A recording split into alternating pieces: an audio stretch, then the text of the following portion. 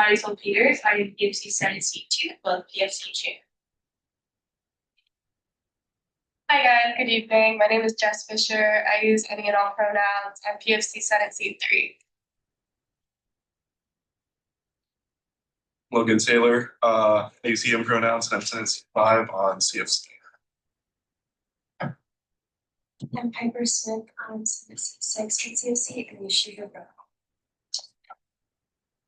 Hey guys, my name is Bella Hubbard. I use she, her pronouns. I'm DFC Senate Seat 9. Hi, I'm Olivia Heffernan. I use she, her pronouns. I'm DFC Seat 10. Hi, my name is Yvette Avodia. I use she, her pronouns. I'm good at Seat 1, Senate Seat 3. Hi everyone, my name is Zoe Jenkins. I'm Senate Seat 12. I use she, her pronouns. Super Nagarajan, using pronouns. Hello everyone, I am Cole Stevenson. Pronouns, I am Chair. Hi everyone, I'm Kayla Fisher, she, her, and I'm academics 22. Hi everybody, I'm Sarah Clisberry. I use she, her pronouns, and I'm Senate Seat 23. Hi, I'm Maddie. I'm a clerk. I'm Sierra. I'm also a clerk. Hi, my name is Karina Ludeman. I use she, her pronouns. I'm Senate 20 and the deputy assistant. My name is Quadrian Gill. I'm Senate Seat 7, PFC, and I'm the Senate Speaker.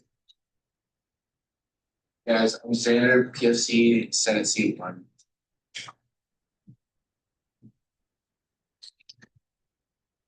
You want to introduce yourself real quick?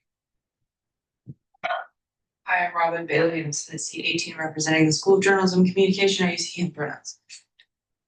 Thank you all so much. Moving to the land acknowledgement. Do we have a senator to read land acknowledgement? Senator Nagarajan. The University of Oregon is located on Kalapuya, the traditional indigenous homeland of the Kalapuya people. Falling trees between 1851 and 1855, Kalapuya people were dispossessed of their indigenous homeland by the United States government, forcibly removed to the Coast Reservation in Western Oregon. Today, Kalapuya descendants are primarily citizens of the Confederate tribes of Grand Ronde and the Confederated tribes of the Siletz Indians, and they continue to make important contributions to their communities, to the UO, the lands now known as Oregon, and to the world. Following the Indigenous protocol of acknowledging the original people of the land we occupy, we also extend our respect to the 9 federally recognized Indigenous nations of Oregon. Burns Paiute tribe, the Confederated tribes of Goose, Lower Umpqua, and Siouxlaw Indians, the Confederated tribes of the Grand Ronde, the Confederated tribes of Siletz Indians, the Confederated tribes of the Umatilla Indian Reservation, the Confederate tribes of Warm Springs, the Cocoa Indian group, the Cow Creek Band of Umpqua, tribe of Indians, the Klamath tribes. We express our respect to the many tribes who have ancestral connections to this territory, including the Chinook Indian Nation and the Fort McDermott, Paiute, and Shoshone, as well as to all other displaced Indigenous people who call. Thank you, Senator Nagarajan. And next we'll move to the approval of the agenda. Senator Fisher. I move to approve the agenda. Seconded Peters. Motion made by Fisher, seconded by Questenberry. Those in favor say aye. Aye. Those opposed say nay. And the agenda is now approved. Moving forward into announcements, do we have any senators or members of the public that wish to make an announcement? Senator Stevenson. Hello, everyone. Tomorrow, for the first time that I've been a student at U of O, NABJ, BMA, BWA, and BSU are all doing Black Jeopardy tomorrow in the BCC tomorrow at 6. Yeah, that's my announcement. Great, thank you for sharing. And if there's no more announcements, we'll move into public forum. Do we have any members of the public who wish to speak? If not, we'll now head into financial business. Currently, surplus is at $463,918. Unallocated reserves at $28,355. And if we were to approve every request this evening, we would spend $29,355. For our first transfer request, we will have the Ghanaian students at the University of Oregon come up. Thanks. Hello. Hello, thank you. Daniel Ampiajachi, and you can call me Banky, and I'm the president of the Ghanaian students at the University of Oregon. So I think earlier this semester during the summer, we were fortunate to get an approval for that's 5,000 for a trip. But unfortunately, we had an issue with couldn't so due to that we couldn't go ahead with the trip due to one is due to the days of the trip. Yeah, the trip we were requested to we are supposed to be approved 4 weeks before the trip. And also we had a lot of people signing up for the trip who had interest in the trip. So looking at that, we just thought that it was very, very difficult to go this thing. But on the other side too, we as a new organization too, we lack some items like souvenirs and other stuffs because it's a new organization. And also we also have a program which is end of fall program. Yeah, which is coming up. That don't have funds for that. So due to that, we wanted to transfer some the fund that we had, which was approved by demarcating 3,000 merchandise and also demarcating 2,000 to the fall program that we intend to organize. And I think when I went to PFC the last time, I expressed that about that because we had a budget for printing souvenirs in there. I told them that I'll be coming to Senate because we had some funds there. So we had to take that budget out. And I decided to come here to request for our funds to be transferred to merchandise and that of the fall end of fall program. Great, thank you so much for sharing. We'll now open the floor for questions, starting with Jess Fisher. I think first. You go. Oh, I was just gonna make the motion. But yeah, it was really good to see you again, and I wanted to say that Ghanaian Students Association had their PFC hearing and very nice to work with, and I think that we had a really good collaborative process going. So I'm very happy to make this transfer.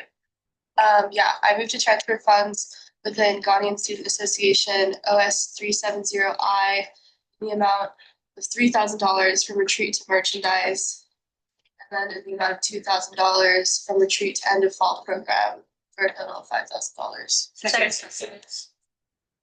Motion made by Fisher, seconded by Questenberry. And we'll move to Senator Fisher. I yield. And if there's no more questions, we will move to vote. Our transfers, we're ready to roll call, starting with Perez. Peters. Aye. Fisher. Aye. O'Neill. Aye. Taylor. Smith. Aye. Offerman.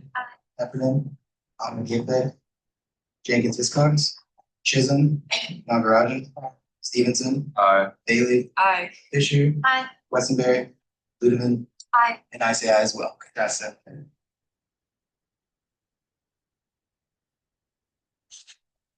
And moving into our surplus requests, first we have women in business.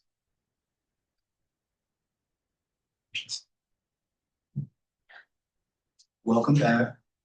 Thanks for having us again.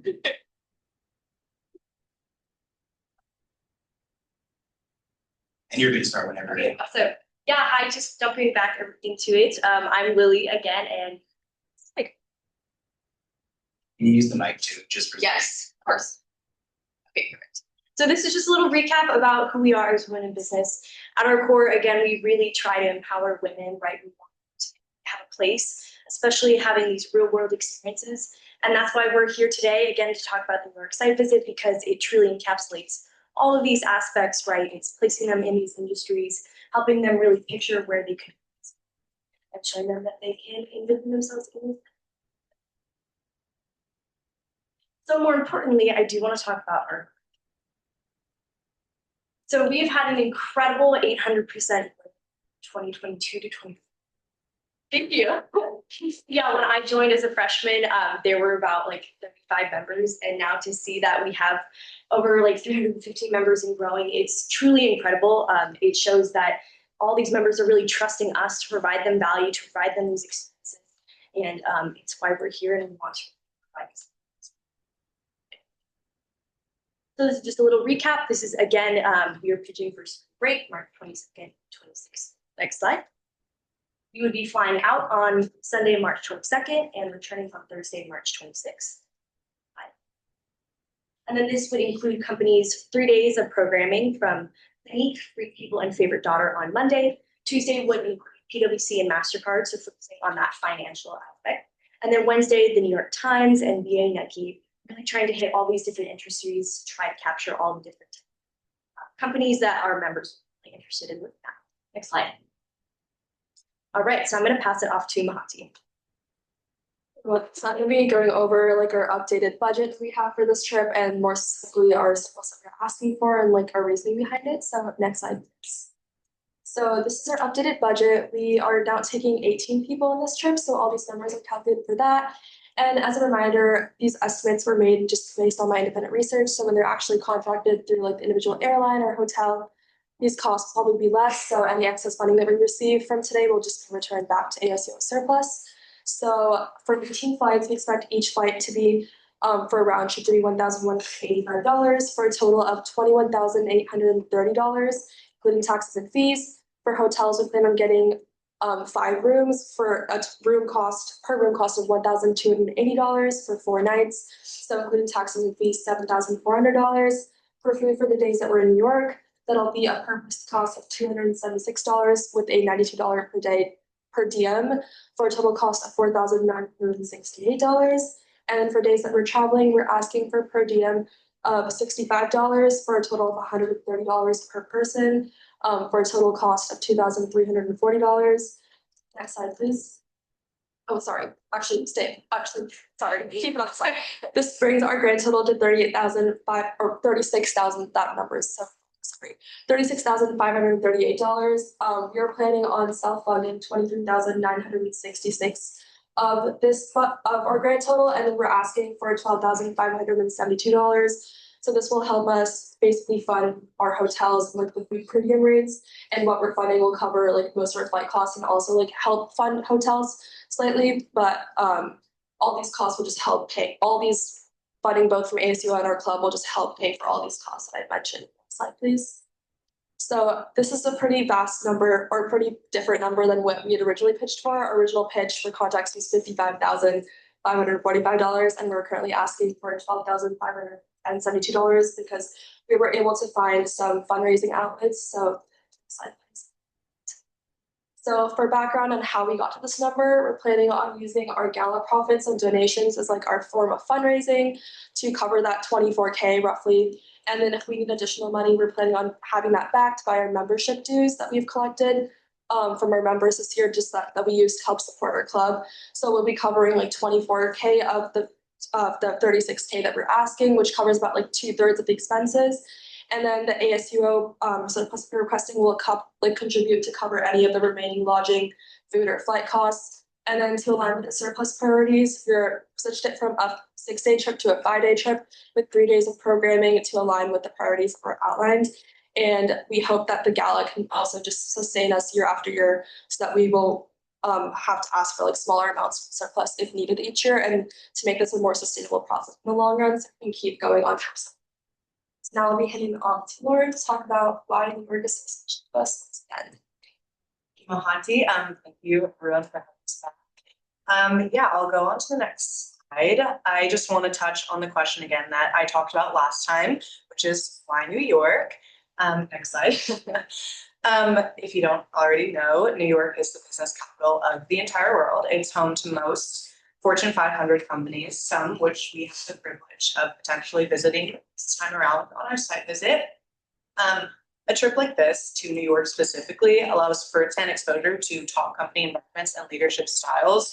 It puts women in our club in the exact offices that they might be able to work in post-grad and just gives them a very like hands-on experience of what their life will look like. It strengthens UO's alumni like network through meaningful face-to-face connection because surprisingly, there is a lot of Duck alumni in New York City, but it can only be so valuable virtually. So this just gives like a better connection for women personally and for them to like carry those connections on afterwards. Which kind of also brings me to the point that it creates mentorship opportunities that virtual networking just cannot replicate. Slide, please. A little bit more on that is that for our past 2 trips that have happened, 100% of attendees have connected with at least 3 professionals following the trip. And when I say connected, I mean like followed up with them and talked. And then 70% of members built at least 2 professional mentorships following the trip. So these are professionals that they stay in contact with and regularly go to for advice and just all around like career guidance.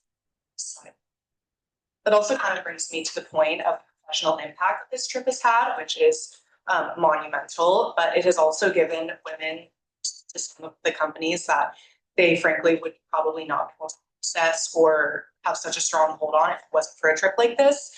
Goldman Sachs is one of our most direct ones that has given women in our club job opportunities, but a club like this is also, or a trip like this is also kind of like, for lack of a better word, spread the wealth and helped women build a kind of more diverse like network of alumni and professionals that they can talk to, which have landed women in our club jobs and opportunities and internships at some of the brands that are listed up above, such as like Free People, Fisher Investments, KPMG, all of which women in our club have had the privilege of working for or holding opportunities at. But that brings me to the next slide, which I will pass over to Stella to go. Hi everyone, I'm Stella. I use she, her pronouns, and I'm going to use like logistics. Thank you for having us again. I'm just going to go into quickly why this trip matters for our club, for our members, and then also for the university as a whole. So first, this club, as mentioned before, provides professional development that is pivotal to future opportunities, whether that looks like mentorships that Lauren just mentioned, or even just networking skills that are really valuable to any type of job or internship our members are going to be entering post-grad. The trip also gives invaluable connections from top and alumni that really want to help others. This trip also allows our women to envision career path that once thought were unattainable, and as Lauren touched on, this is just an experience that is truly unparalleled in a classroom. This trip also connects women to opportunities that have barriers, whether that is other site visits and opportunities like this, or just industries that are very male-dominated. And then finally, this trip also helps continue the growth of women in business, attracting women into our club that want to be part of our driven community. So thanks. This trip opens doors, and one visit, our New York initiative brings more women than other Lundquist College of Business site visits combined. So we brought up this slide last time, but I just wanted to touch on it again. So out of these 4 site visits that were taken from Lundquist College of Business clubs last academic year, only 15 out of 68 attendees were women. And this is truly the locus of our New York initiative, really being able to open women in not only just the Lundquist College of Business, but campus-wide to opportunities that may have barriers to entry or feel out of reach to them. Next slide, please. And this is why we want to make our application process for this trip as equitable as possible. We talked about this last time, but we just want to bring it up once more. So this application process will look like an initial online written application followed by an in-person interview. And with these applications, we are going to be prioritizing women who come from marginalized backgrounds, for example, first-generation women, as well as only considering applicants who have not attended a previous New York site visit with us to really just broaden the opportunity and experience of this trip.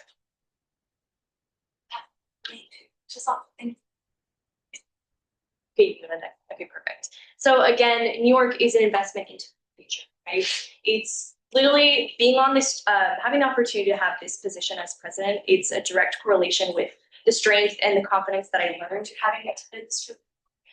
It's invested in our members, right? You can see how many members we've gained, and they're really counting on us to help provide these types of opportunities that can help them put their foot in the door. So next slide. So not only is this an investment for our club, it's an investment for Oregon, right? We talked about how there's vast alumni network there, and we're helping to create those connections and really help foster Oregon across the country as well. And more importantly, next slide. this is an investment for women, right? We are really trying to help level the playing fields, help women feel like they can put themselves out there, build their personal brands, their confidence.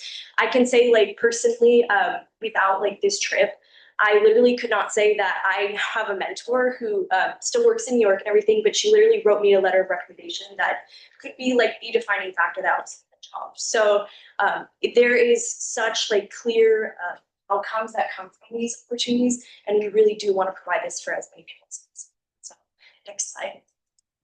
We just leave you with our mission statement, which is to be bold, which is again why we're here. We're putting ourselves out here because we truly believe in what this trip means, what this opportunity means for so many of our members. We have so many members that we can only provide them with so many opportunities, and to think that we have so many people that it's just amazing to think of our group. So yeah, thank you so much for having us, and we'd love to open up.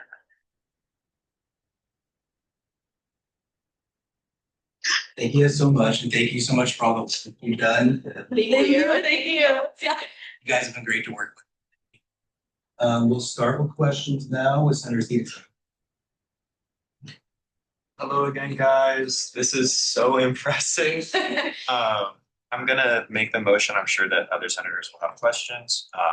I move to authorize spending from surplus to group women in business, OS number OS 224I, in the amount of $12,572 to existing line item named site visits. Thank you, Perez. Motion made by Stevenson, seconded by Perez. And next, we got Senator O'Neill. Yeah, thank you for coming back and doing all this work. I yield.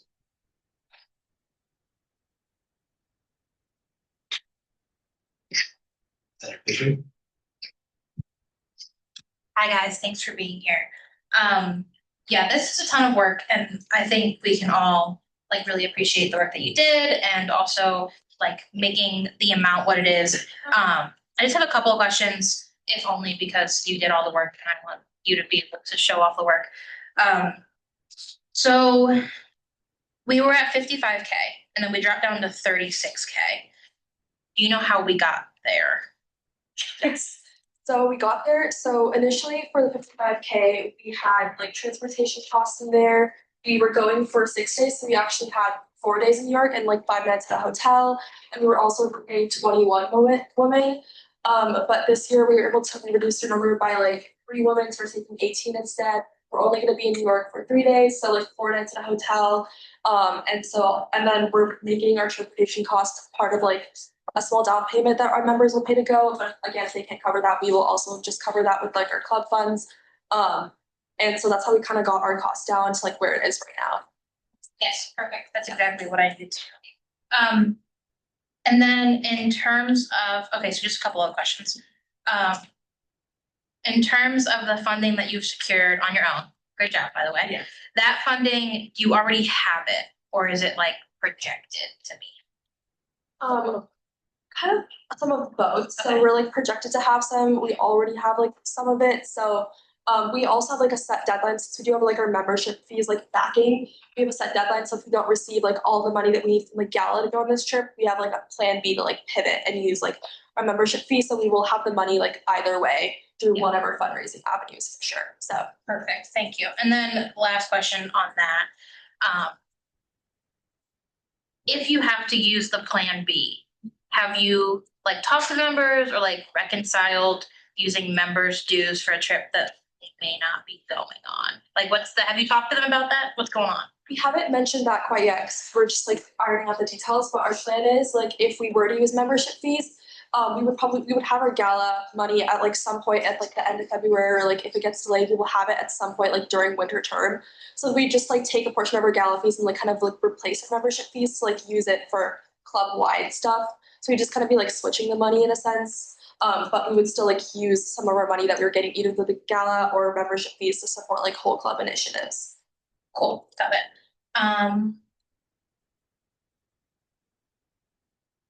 Sorry, I wrote everything down and I'm trying to put it together. No worries. You know what? I think that's it. Thank you. I yield. Thank you so much. All right, and if there's no questions.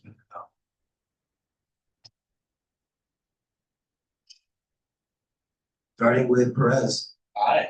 Peters. Aye. Fisher, Aye. O'Neill, Aye. Taylor, Smith, Aye. Aquaman, Heffernan, Aye. Amodiafe, Jenkins Hiscox, Chisholm, Nagarajan, Stevenson, Bailey, Fisher, Aye. Westenberry, Reuben, and I say aye as well. Congrats, guys.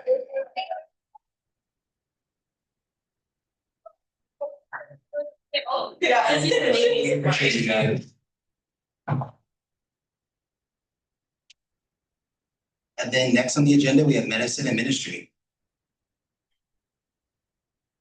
Do we have a representative from medicine and ministry tonight? Senator Stevenson, I move to table the request from Medicine and Ministry. moved by Stevenson, second by Westenberry. Those in favor say aye. Those opposed say nay. And the request is now tabled, and I will reach out to medicine and ministry tomorrow and ask about next week. Next up, we have Students for Global Health. Hi, sorry, I couldn't be there in person tonight. So my name is Bonnie. I'm representing Students for Global Health tonight. We are requesting a one-time funding of $600, which will be used to support the planning and execution of social events that bring together students interested in global health. These events are designed to build community, encourage interdisciplinary dialogue, and create a welcoming space for students to connect over shared interests. The funding will cover costs such as venue reservations, food, materials for activities, and promotional efforts to ensure strong participation and impact. As for like how these events align with our mission and goals, our organization's missions and goals are to support students interested in a future career that incorporates global health through community building. We strengthen our community through discussion and political advocacy. This request fits with our mission and goals because social events foster a sense of belonging and connection among students who are passionate about them. By creating opportunities for informal interaction, we strengthen our community and encourage collaboration across disciplines. These events also serve as platforms for discussing global health issues in a relaxed setting, which can spark new ideas and deepen engagement. Furthermore, they help build a supportive network necessary for sustained political advocacy and long-term commitment to global health careers.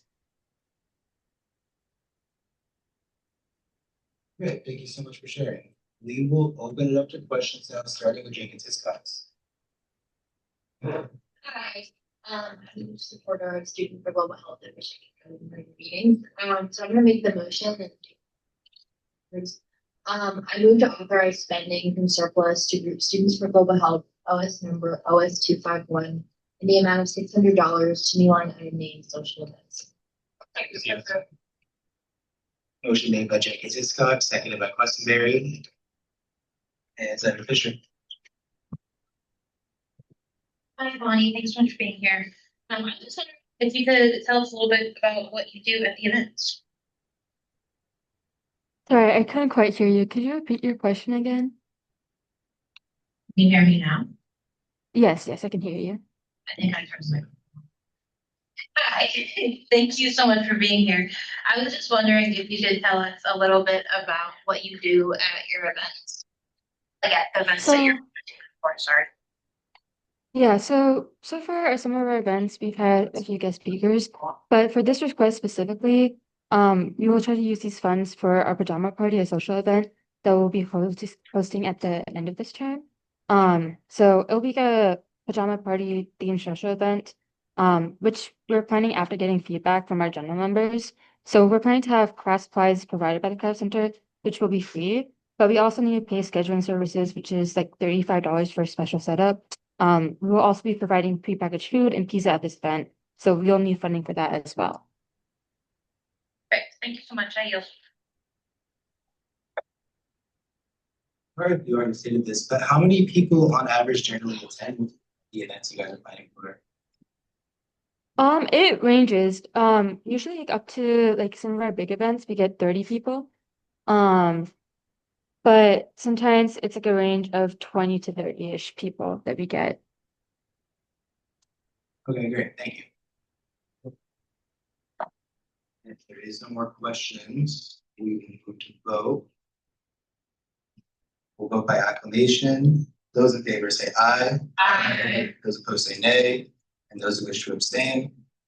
And your request is approved. Congratulations.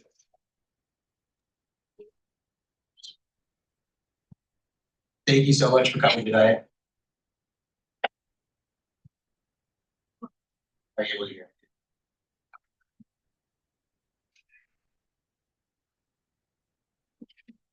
Then next on the agenda, we have moot court.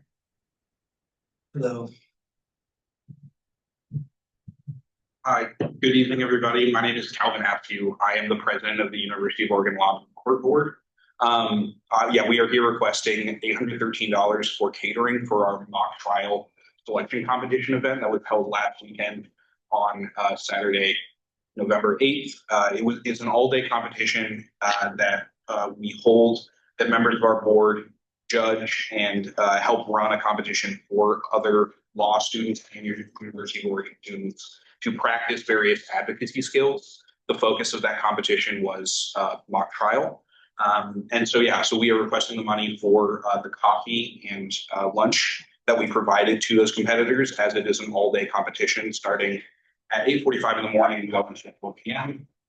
And as the round progress, students need to stay nearby to be able to, get their new round info and prepare for the next round of their competition. And so getting this surplus would help enable us the ability to feed those students that are learning those skills and getting to compete in the competition.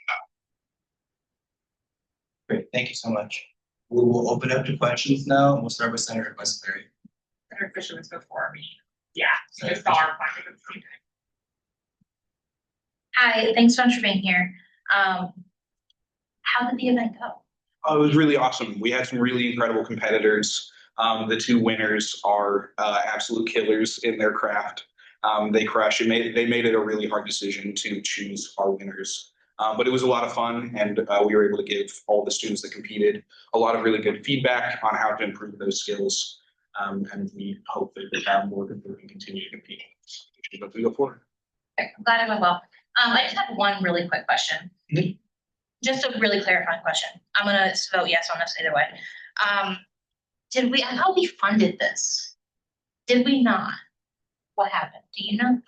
We asked for and did fund our client counseling selection competition, which was held a few months ago before this. Just leave it. October 1st meeting. Or a different thing. Okay, cool. Thank you so much. I yield. Thank you. Westbury. Okay, perfect. Hello. I think this is great. This is one of our biggest things that go on in the law school. I just want to clarify, you said $813 just now? I believe so, yes. Okay, because the engaged form showing 763, but I can go for the 813. So If it's saying 763, I can confirm that number if that's necessary. I should have the invoice on my laptop. I was told our director of finance was meant to be here, but had other commitments, and so she just gave me a number. Okay, all good. I can do the 813 number, and then if it ends up being the 763, you just give the whatever that $40. If there is any discrepancy, we're obviously more than willing to back that money. Okay, perfect. Easy peasy. I'm gonna make the motion. I move to authorize spending from surplus to group move court OS number OS324 in the amount of $813 to line item events. Seconded by Fisher. Motion made by Westbury, seconded by Fisher. Senator Stevenson. Thank you so much for coming and for hosting an event like that. For clarification, is there any particular reason why wasn't done in advance, like funding for food for this? A lot of it is our various sport member timetables with midterms and various other things. I think it was something that ended up a lot of us ended up getting busy, and so it was missed as something to do beforehand. Just with the transition between the various competitions we hold, it's very quick, and there's a lot of intervening events that we hold, and so I believe it was something that was intended to do before, but ended up being missed by us. That makes sense. And then was it something that someone personally paid for and they're going to be receiving this money? No, it would say we invoiced it through the U of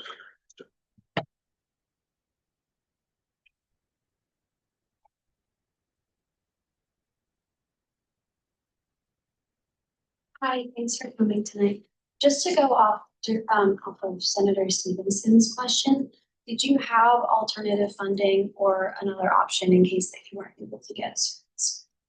Yes, we do. We do have alternative funding. It would just be that because we hold 4 of these competitions throughout the year, we don't have enough to cover all of the competitions. And so our hope with requesting surplus is to alleviate that so that when we don't, so that the budget that we have can cover those other competitions and the surplus could support us in completing all the competitions. And I totally understand like busyness of like the school year and everything, but just like in future cases, a lot easier for us to help you fund things that are going to happen. Because it can be difficult to fund things that have happened in the past. But Yes, okay. yeah, no, we will definitely make sure to, in the future, make sure that those are as advanced as possible, our hopes. Senator Chisholm?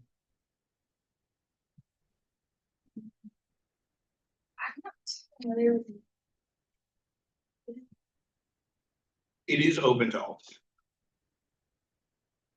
Okay, so touch on it a little bit. What core competencies are clear and the other two. Correct. Did I miss someone that wanted to speak? I heard. And that concludes the list. There are no more questions. We move to vote. Those in favor say aye. Aye. Those opposed say nay. Those who wish to abstain, and the motion passes. Congrats. Thank you. Thank you. Moving forward on the agenda, we have. Right. Freedom by Design at UO.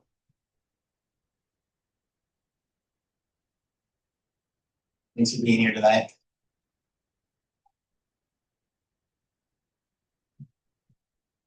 Thank you. How's it going? I'm Brad, and I'm the treasurer for Freedom by Design. I'm Emerson. I'm the director of Freedom by Design.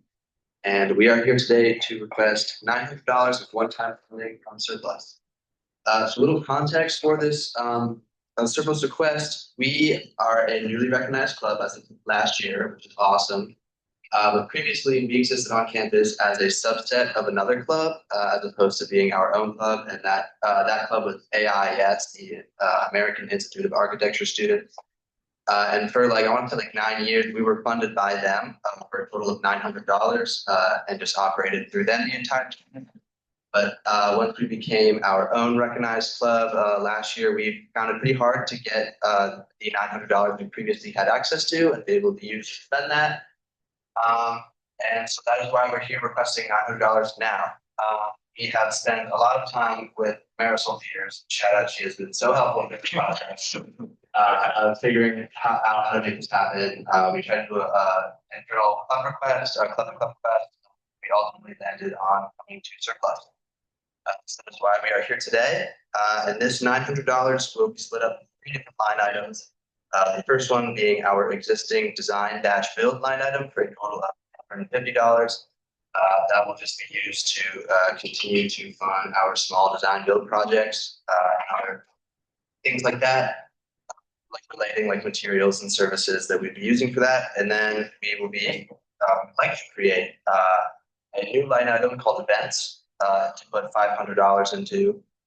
And this event line item will be used to purchase goods, materials, and food for our various events throughout the year. These events will be open and advertised to all UO students and will take place at various times throughout the rest of the school year. So this is just funding for all of our events.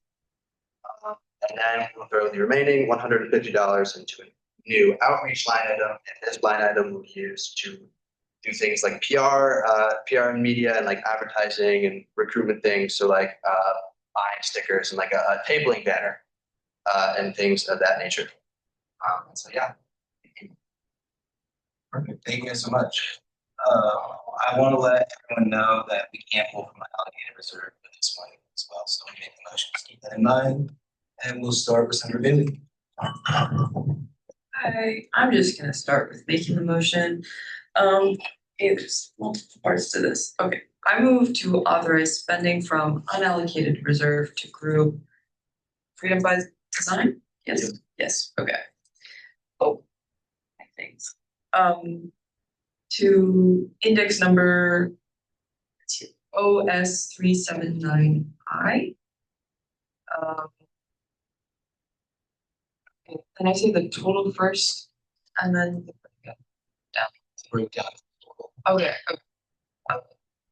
In the amount of $250 to existing line item design build, $500 to new line item events, $150 to new line item outreach, for a total of $900. Thank you. Motion made by Bailey, seconded by Questenberry. And we'll move forward with questions with Senator O'Neill. Yeah, I was just gonna make the motion to yield. Senator Peters. I just wanted to clarify for everyone why, even though AIAS was technically given $900 this year for Freedom by Design, this is not coming from that. We've been trying to make it happen with AIAS, but just at this point they are having to like postpone events because they don't have access to these funds. So we just made the decision to ask for this unallocated reserve request. Additionally, AIS is needing to come to surplus for funds anyway. So we decided to have AIS just keep that money instead of returning it to surplus so that they could request less from surplus in the winter when they ask for it for an event. Does anyone have any questions about like the Freedom by Design situation? Okay, cool, awesome, I yield.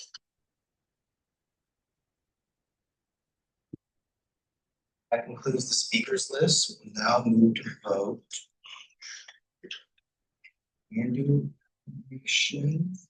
Those in favor say aye. Aye. Those opposed say nay.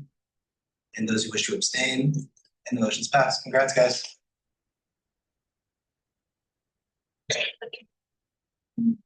Next up, we have the South Asian Cultural Alliance.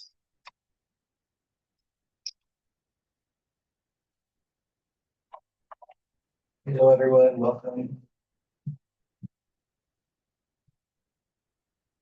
All right, hello everyone, I'm going to be with the South Asian Cultural Alliance. My name is Kaushika, I'm the treasurer. And part of our finance committee for SACA. If our voices are kind of shaky during this, it's because we're both recovering from sickness right now, so please bear with us. But yeah, we have a presentation for you guys, we hope you enjoy it.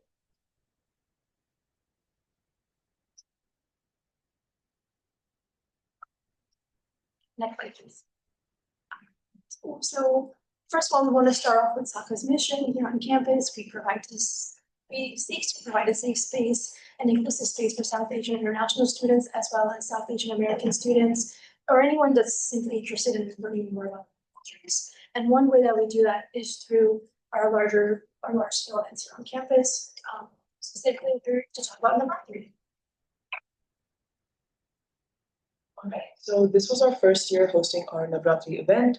For those of you who might not be aware, Navratri is a very large festival back in South Asia. It is celebrated for a total of 9 nights, I believe, and it has a lot of cultural emotions attached to it. And one thing that we heard from a lot of our international students in previous years is that one of the things that they miss the most about home is celebrating Navratri. So we thought that having Navratri be an annual event here at SACA from here on out would be a good way to make them feel more at home, especially in current times. So this was our first year hosting Navratri. It happened, I believe, week 3 of this term. We had around 100 attendees. It was also a collaboration with Daisy Ducks, which is a South Asian dance group here on campus. And they helped us teach people the traditional South Asian dances of Garba and Dandiya.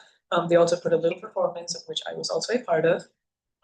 But yeah, we had absolutely incredible reception from our attendees. Everybody was very engaged, very respectful, and very eager to learn about the cultures and the dances. But yeah, overall, the event was a big success on our regard, and we hope to continue to celebrate from that. Yeah, please. So for our surplus request, because this was our first time hosting Navratri, we had no designated line item for this, which means that the funding for Navratri had to come out of our general events line item.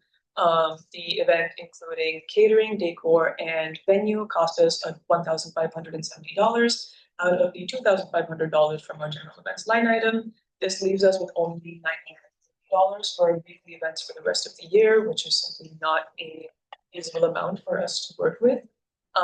So we are requesting $1,570 from surplus to replenish our general events line item so we can continue hosting our weekly events and continue to provide a safe space on campus for South Asian students. And we are also, for next year, we have requested a separate line item for Navratri, so it will have its own designated fund, so this is just a one-time surplus.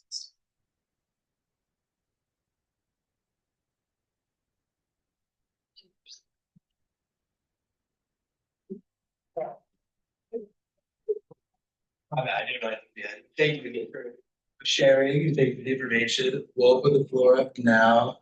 I'll start. For the food you guys purchased, did you purchase it through like the university catering system? Did you purchase it with your own funds? We did purchase with our own funds. We actually collaborated with Taste of India for that. So it was an external PO. So it was our own funds also through general events. Okay, thank you.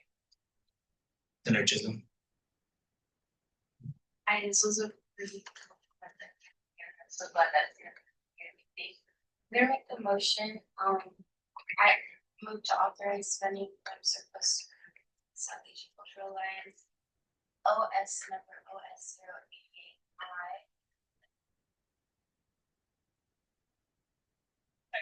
088I.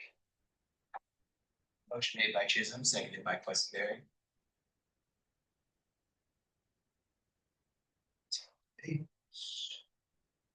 There are more questions.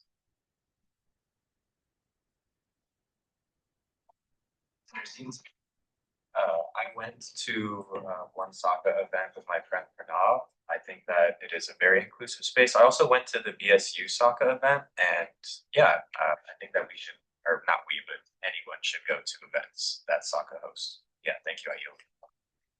Thank you. We will now move to vote. We will start with Perez. Aye. Peters. Aye. Fisher.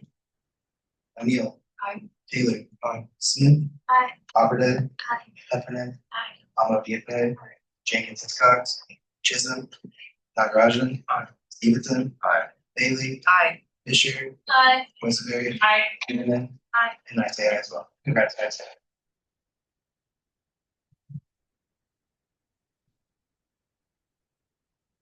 Next up, we have Duck Street Dance Club.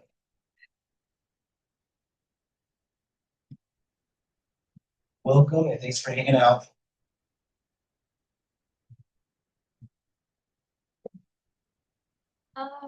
Pretty loud. Hello. We are Duck Street Dance Crew. Thank you guys so much for having us. We know your plates are so full, so we appreciate your time and attention. Next slide. My name is Amelia Allen. I am one of the co-directors of Duck Street Dance Crew. My name is Amani Sharma. I'm the media and graphics officer. Cha-ching, I'm the treasurer. Two more executive members. They're currently hosting our bi-weekly practice. We have Aspen Hookie, which is the other co-director, and Paul Davis, which is our lovely VP. And they're here in spirit. Next slide.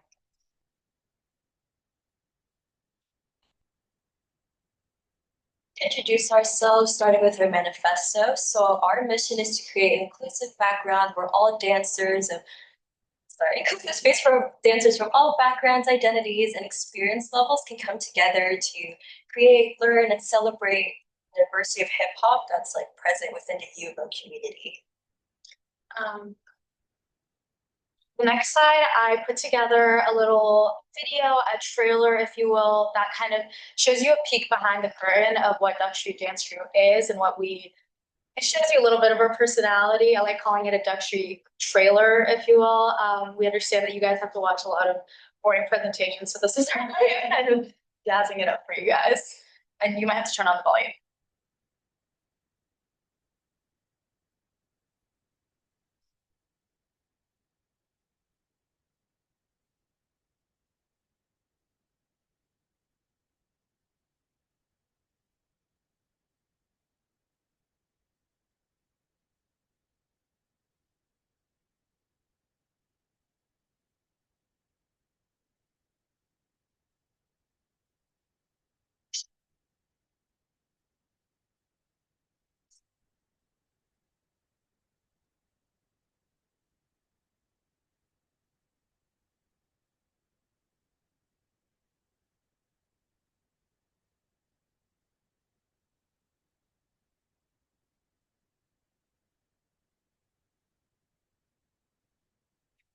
that. If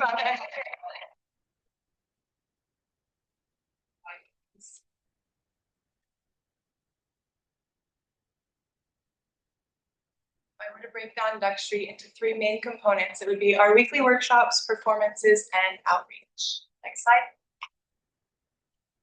First up, we have DSDC workshops. These are weekly workshops that we host every single week of every term. They are free for all to attend, students and non-students alike. They are taught by our own members. Each workshop is completely unique, and our members have the freedom to kind of teach whatever they feel represents their individuality as dancers, which is a really cool opportunity for them.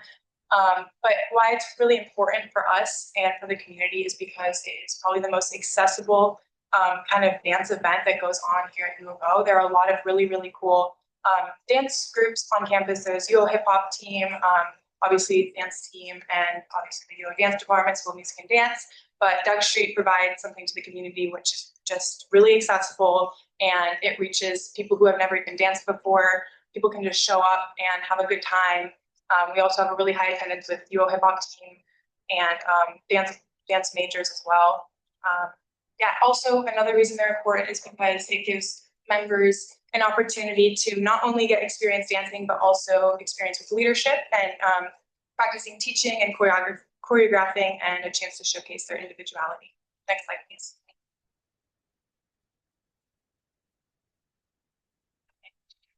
Outreach, a really big goal for Duck Street Dance Crew is outreach both on campus and outside of campus.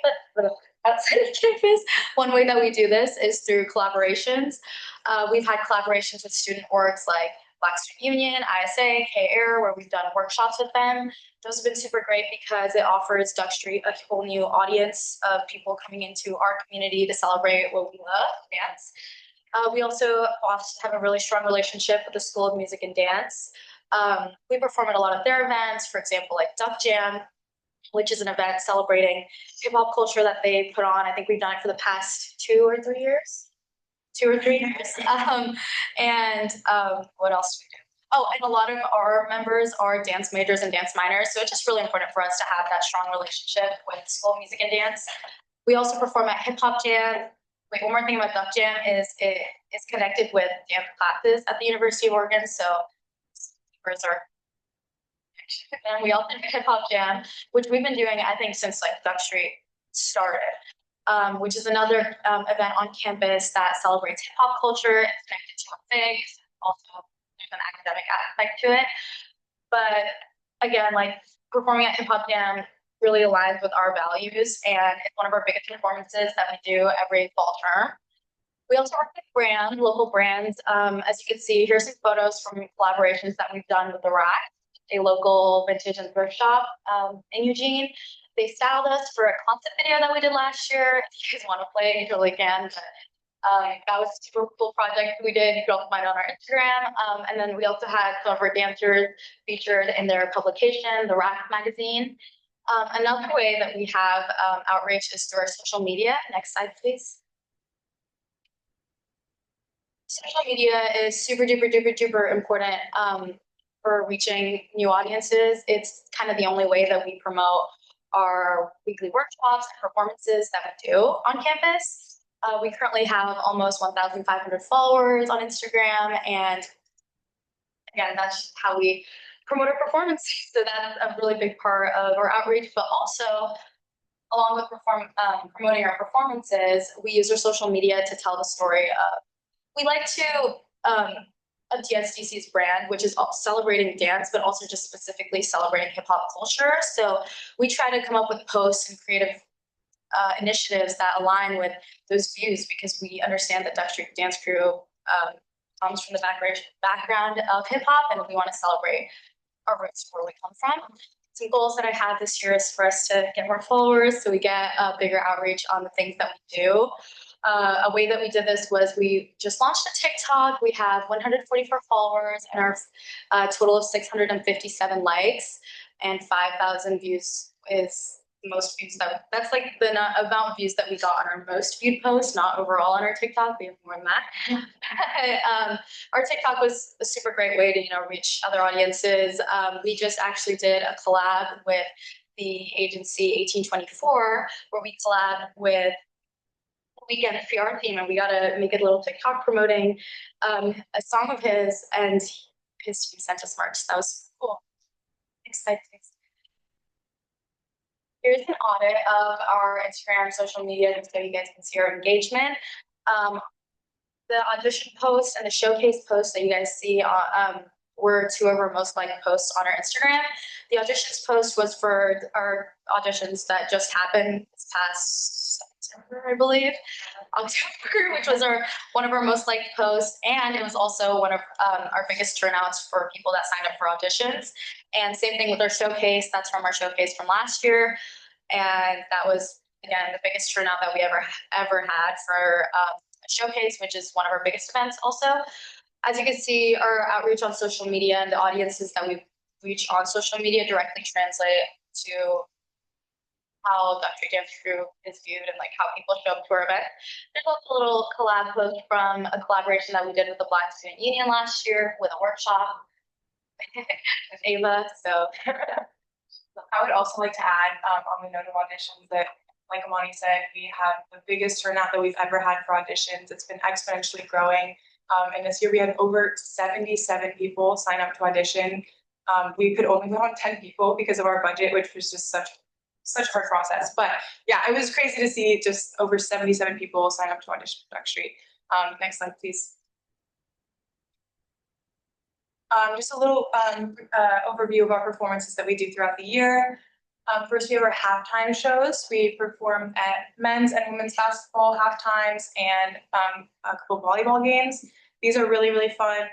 We've kind of started this in the last couple of years, and we've just been kind of building a relationship with the sports department, which is really, really cool. They've begun to reach out to us at the beginning of each year, trying to coordinate which halftimes we can do, which we always look forward to because it's an audience that even if they have no interest in dance, like if I'm interested in dance, and I don't know. So that's just a really cool experience. Probably our most frequent performances throughout the year are our cultural nights. We like to attend as many of these as we can, or perform at as many of these as we can. Just a couple examples are ASUO, which is coming up, Filipino Culture Night, J Night, and I Night, and more. We really, really value doing these every year and keeping up the consistency because Duck Street really prides itself in its diversity and preaching inclusivity and just celebrating cultures and everyone's different backgrounds. And so we love doing these cultural nights because we get a chance to support these fellow clubs. They're doing such a good job in celebrating culture. And also building connections. Yeah. And then next up, we have Eugene Springfield Dance Community.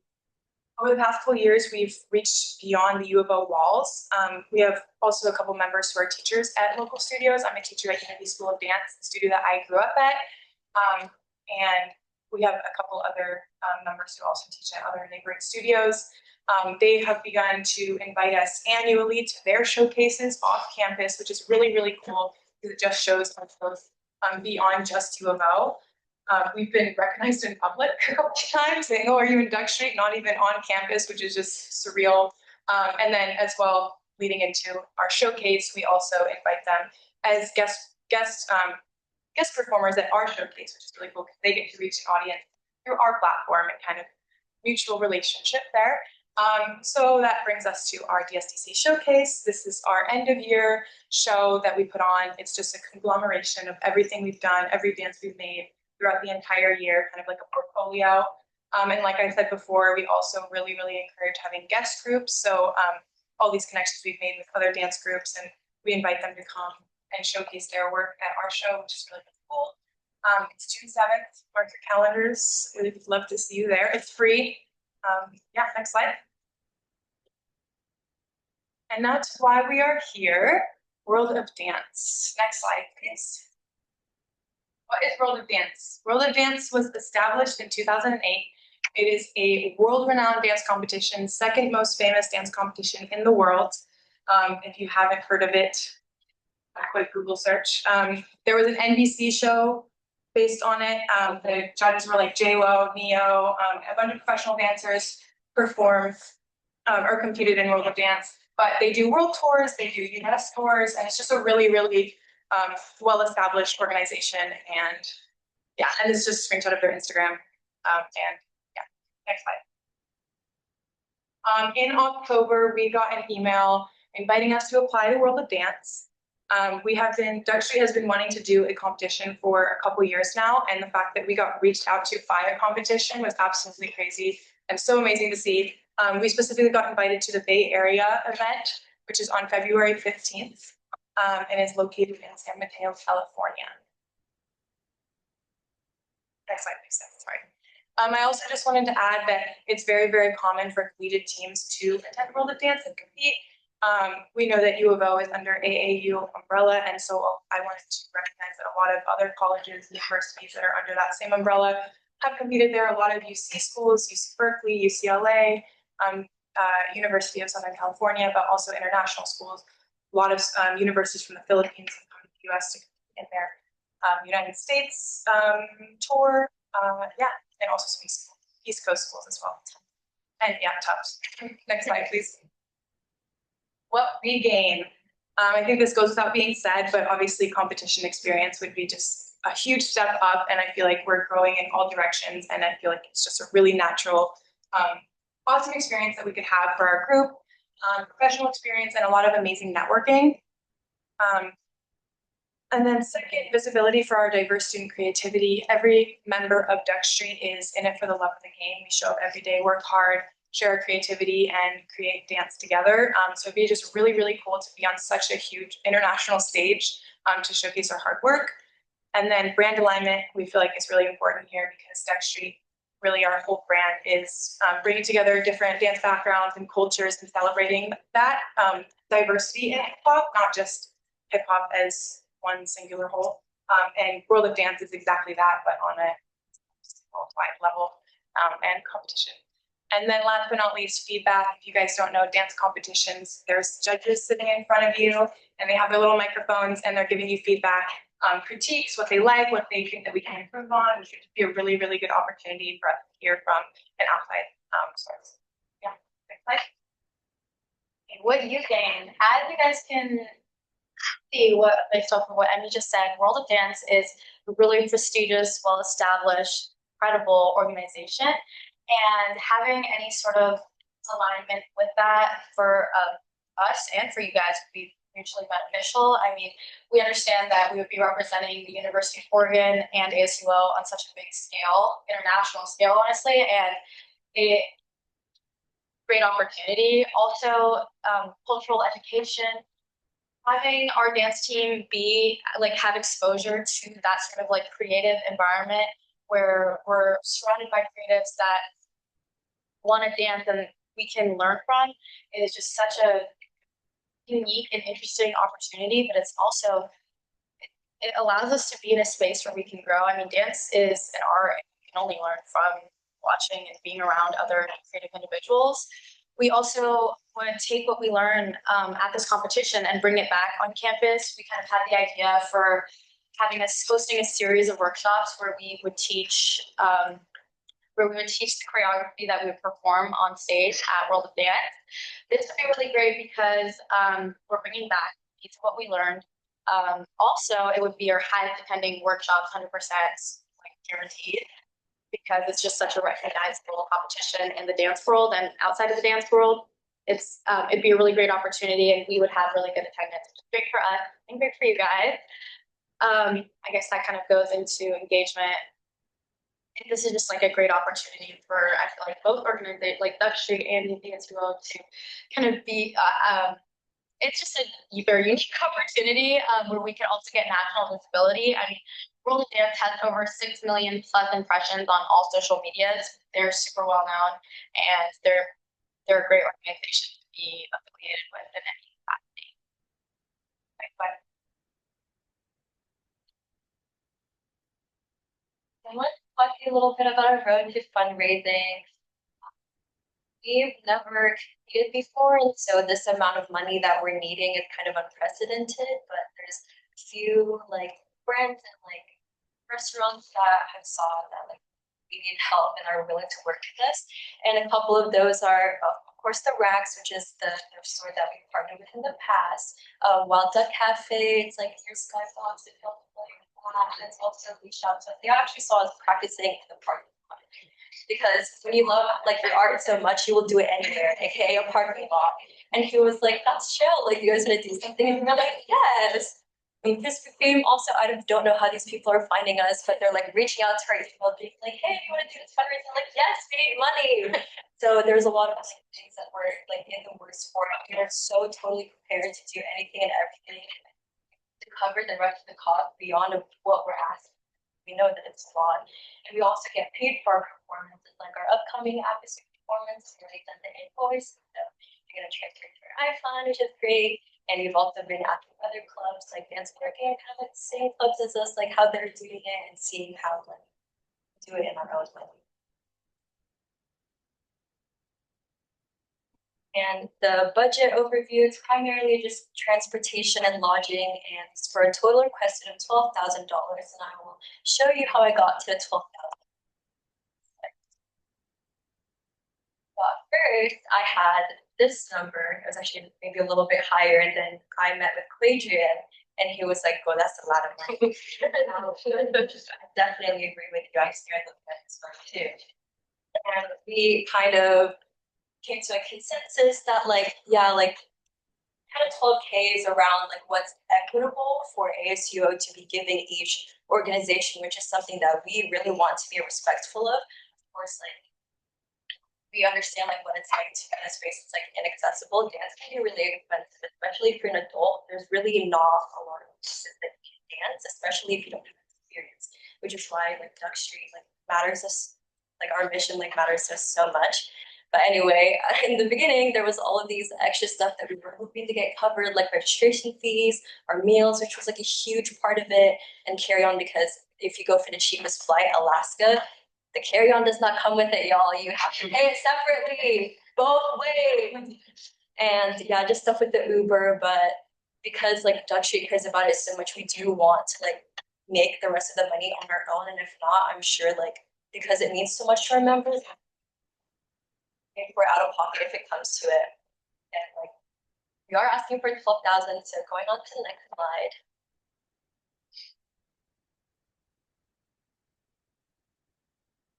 So that will include our airfare, which is around $300 per person. And I know like 28 people is a lot, but again, like out of the 77 people that signed up to audition, only 10 people made it on. There's 28 of us total. So every like grade level has about 7 members. 7 members out of like however many thousands of people that come here. That's like really not a lot.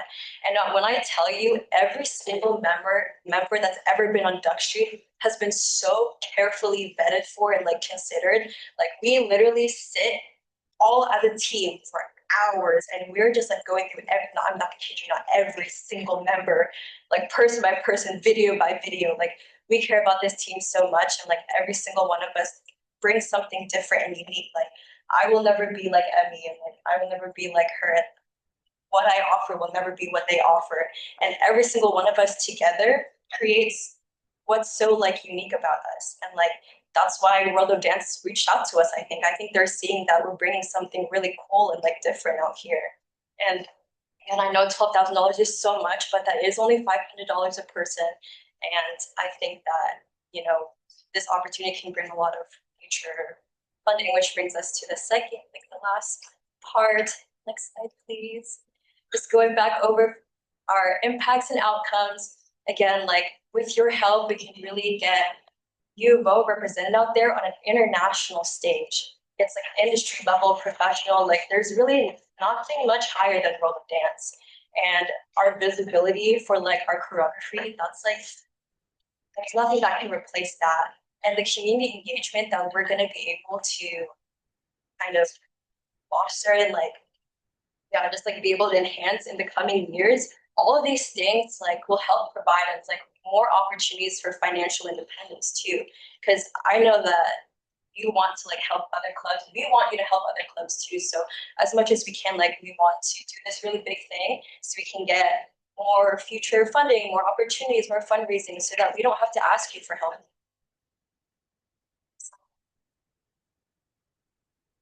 Thank you so much. Thank you.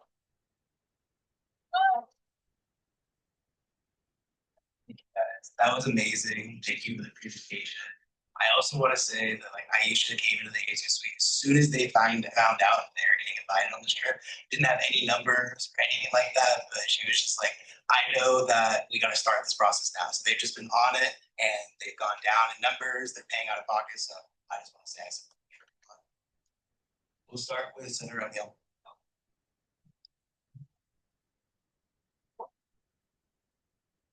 Yeah, thank you for coming in. I thought this presentation was great. I definitely support this. I think it's a great reason to travel. I enjoy supporting the arts. They're clearly very successful with all those Instagram views. Are you guys monetizing off of those? No, we are not. I didn't know that. No, that was allowed, but also I don't think we have enough engagement. I wouldn't want us to get shadow banned or anything like that. Like the goal isn't to make money. The goal is to have as many students as possible. Yeah, awesome. Well, I think it's great. I think the price is great for how there are a lot of people. So I'm just gonna make the motion and everybody else can talk. I move to authorize spending from surplus to group Duck Street Dance Club, OS number OS 179I in the amount of 12K to new line item dash competition. Second, made by O'Neill, seconded by Questenberry.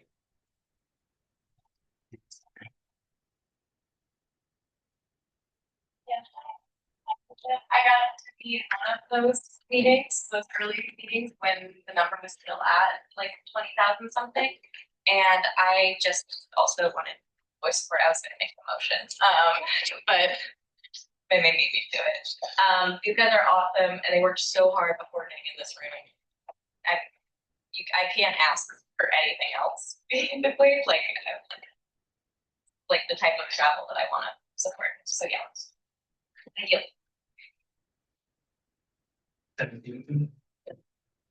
I didn't miss this, but there's a $9,000 difference between what we're giving you and the amount that you'll need, right?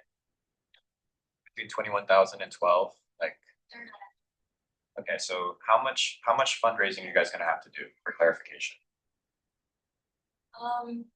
It kind of depends because right now we're kind of planning on paying it all out of pocket. And then we have like all of our performances are paid. So there's all of that. And then there's also like future fundraising that like I don't know how much like we're gonna make with like Planta Cafe, like the racks like exactly right now. So I wish I could give you like a full number. Thank you for clarifying how you. I think one more thing about that.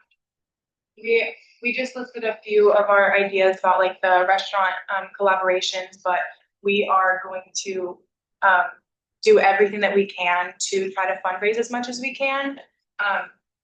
Because of our on the lower side budget, we are recently moved up to tier 3. We can't do a lot of things that we want to for fundraising. So we're just really kind of reaching our feelers out. But we are planning on doing as many fundraisers that we are able to do. And all 28 of us are ready to put in that work. Thank you. Senator Peters. Hi, I just wanted to double check that your flight estimates are like the highest and the lowest, non-refundable, all of those things. Okay, awesome. Then I'm totally in favor. I yield. Senator Questenberry. The invitation alone is huge. I'm not in dance world at all, but I know what world of dance is, so that's awesome. I see the dedication and even paying out of pocket. I mean, that's huge motivation to fundraise if you're gonna have to pay it out of pocket. So I'm gonna call the question. Question has been called. Actually, nobody on the speakers list right now, so we'll just go to the vote.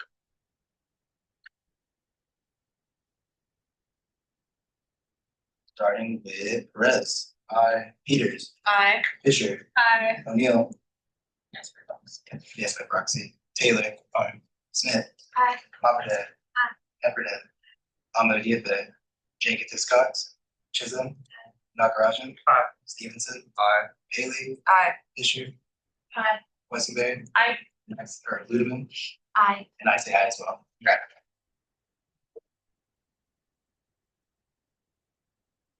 Right. You do it so much.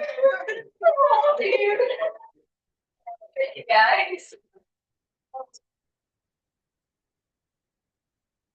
You guys? You guys did have another request too. Smaller request. Transfer. It's a transfer. It's a transfer. They just didn't fill out transfer. Yeah. Is it supposed to be a transfer? You accidentally filed as a surplus. I submitted two. The smaller one is a transfer. Yeah, the smaller one is the transfer. I see. It got filled out as a surplus request, so you're honestly, we'll deny it, and then I'll deny this, and just fill out a transfer request, and then we can approve it outside of approval to it, so you're all good, no more presentations. Loved it. Good luck.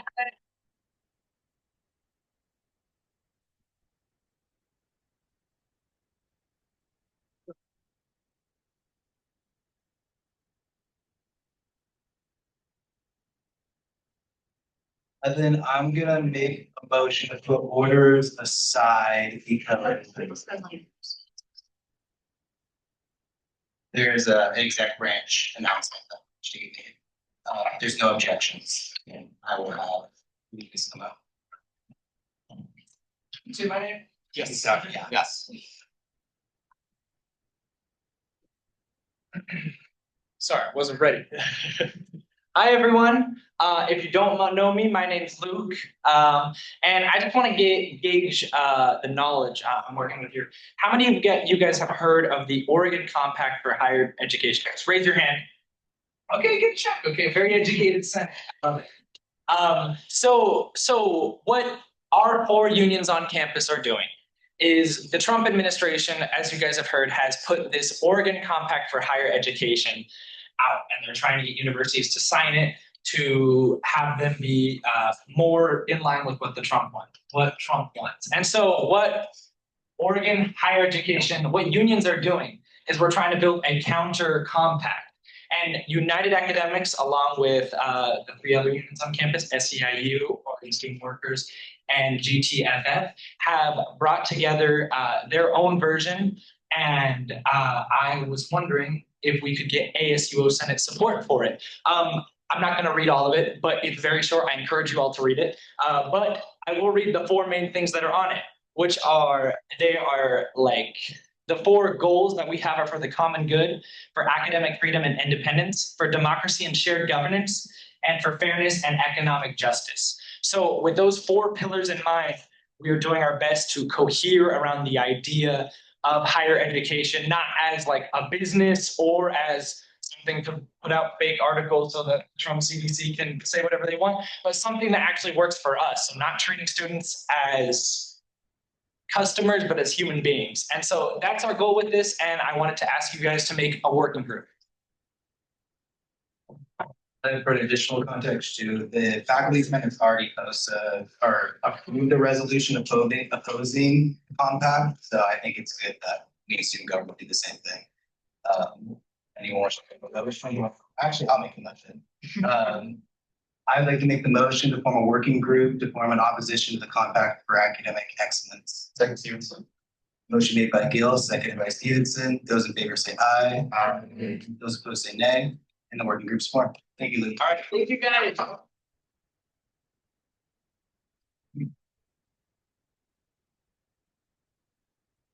Did you reach out to me if you want to be a part of the working group? I will. Stevenson? I would like to make a motion to call a recess, a 5-minute recess. Motion for recess, seconded by Questenberry. Those in favor say aye. Aye. Those say nay. Recess is called. Oh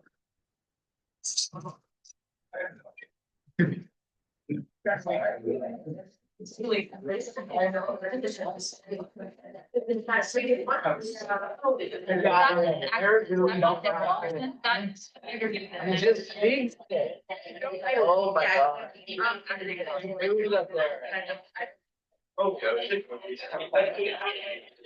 I don't know why it was there and I. How's your essay going? I I'm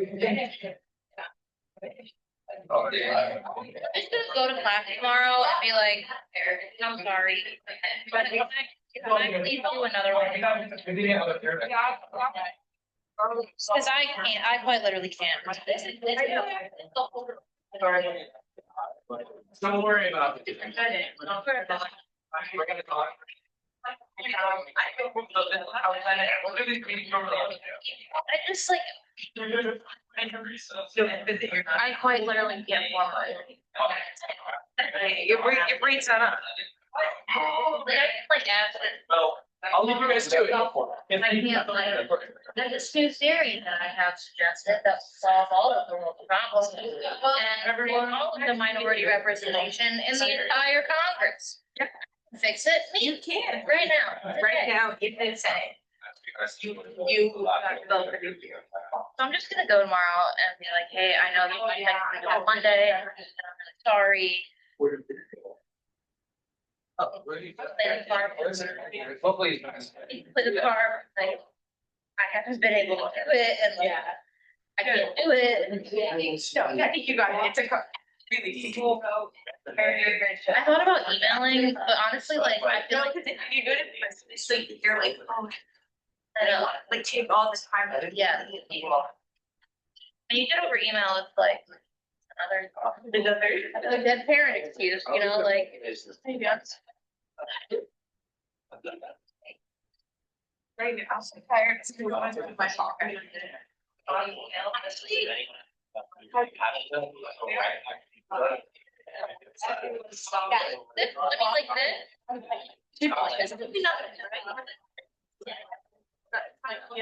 And I just like.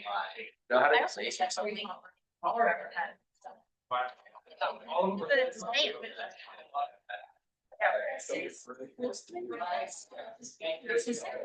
Oh, wait, that's Friday. Oh, this I don't know how. What was that? Oh, okay. Oh, you want me to make that, right? It's just. Yeah. Okay, you guys are all questions. We're not, maybe people are. Also, too, you know, from the other country as well. Honestly, I don't remember. Yeah, that happened to.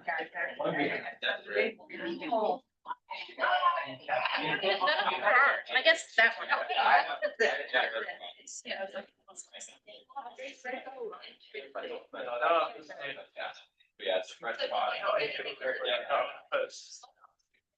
No, What is it like? So like, when I get text, I go like.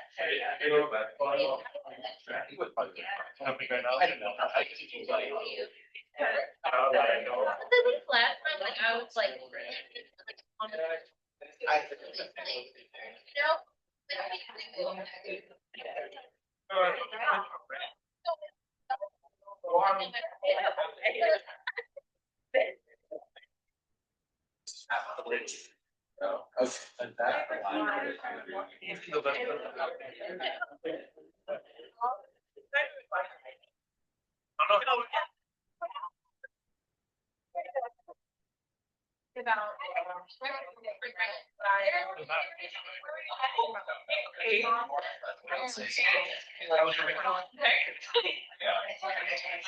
Yeah, shit, we're having our shared. Yeah.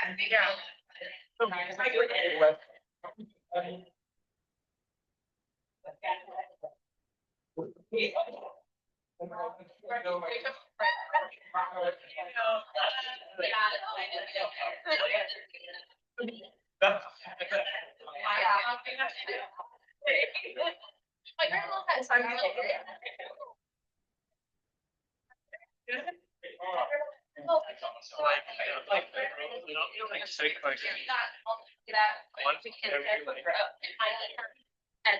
Oh, yeah, and then I was like.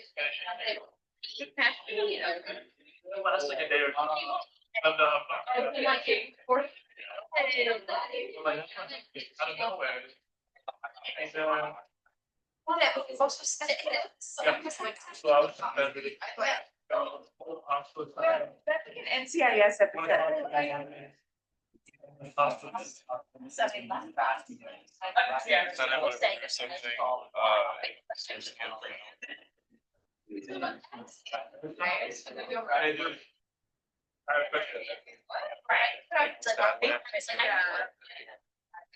Yeah. Yeah. Like hours after I've like. Yeah. It's kind of weird. So anyway, You'll wake up at.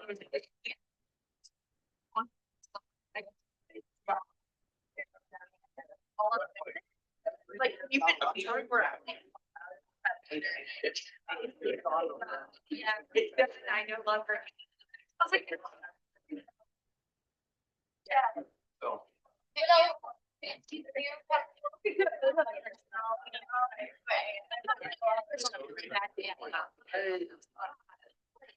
Just imagine the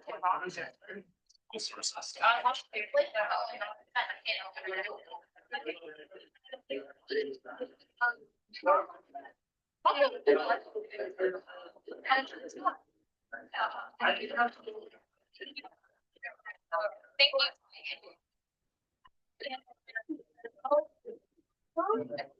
Oh my.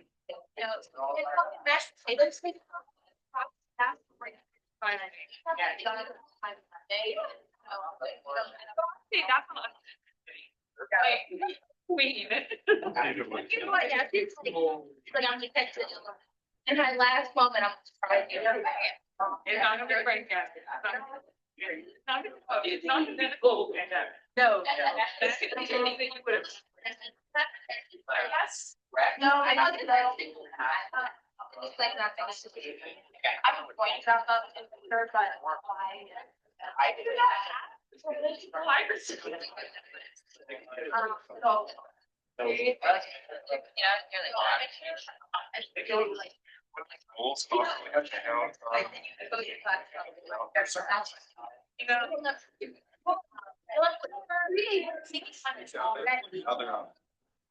Ask me how my day.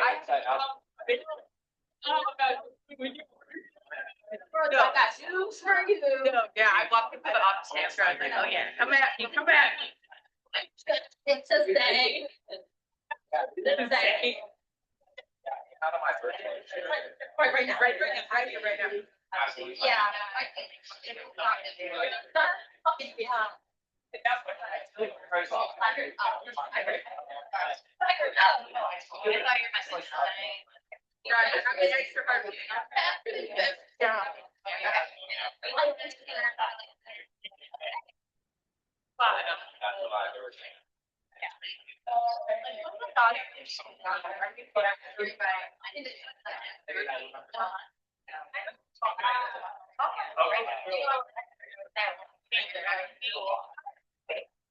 No, happy.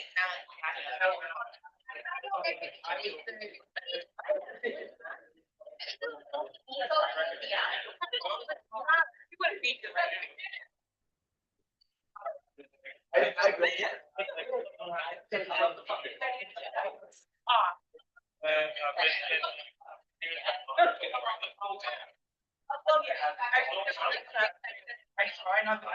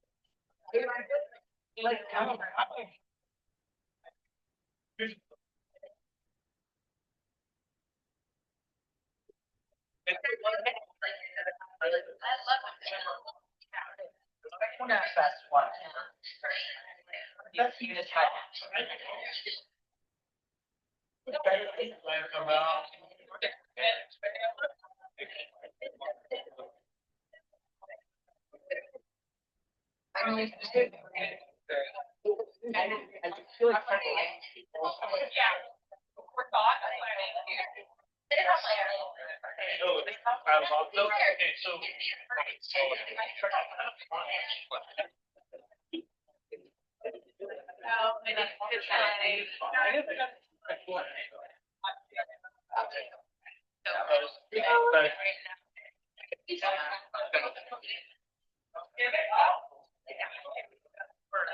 want to get on. It's like just to get it in. I am just a girl. Like grandma, long and mashed potato. I'm gonna think about that in the future next time I make potatoes, and it's literally my leftovers right now, Like so. if you had a bad day, think about it. It's just like That day I usually do eat instant mashed potatoes. Will you be careful from here on out?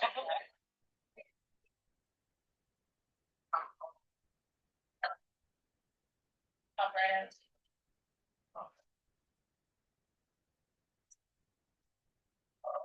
All right, we are back to order.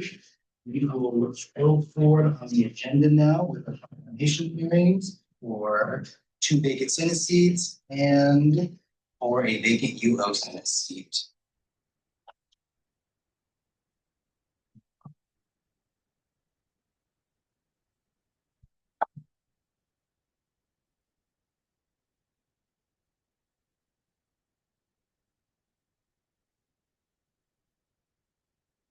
We'll start with Department Finance seat 8, Samuel Broussard. Please come up, introduce yourself, share a little bit of your background, and then we'll ask you some questions. Great, thank you all. Struggling already. Is this on or is this even needed? It's awesome, but okay. Mostly for the Zoom, so you're. Oh, perfect. Hi everybody. Nice to meet you all again. My name is Samuel Broussard. I first just wanted to say thank you to the hiring committee, to everybody for being here. It was like a super good process. I felt like the passion from the hiring people. Like when I asked questions, just a very welcoming environment. So thank you all. But yeah, my name is Samuel Broussard. I'm from Dallas, Texas. I have 3 siblings. Big fan of Dallas sports. You guys are.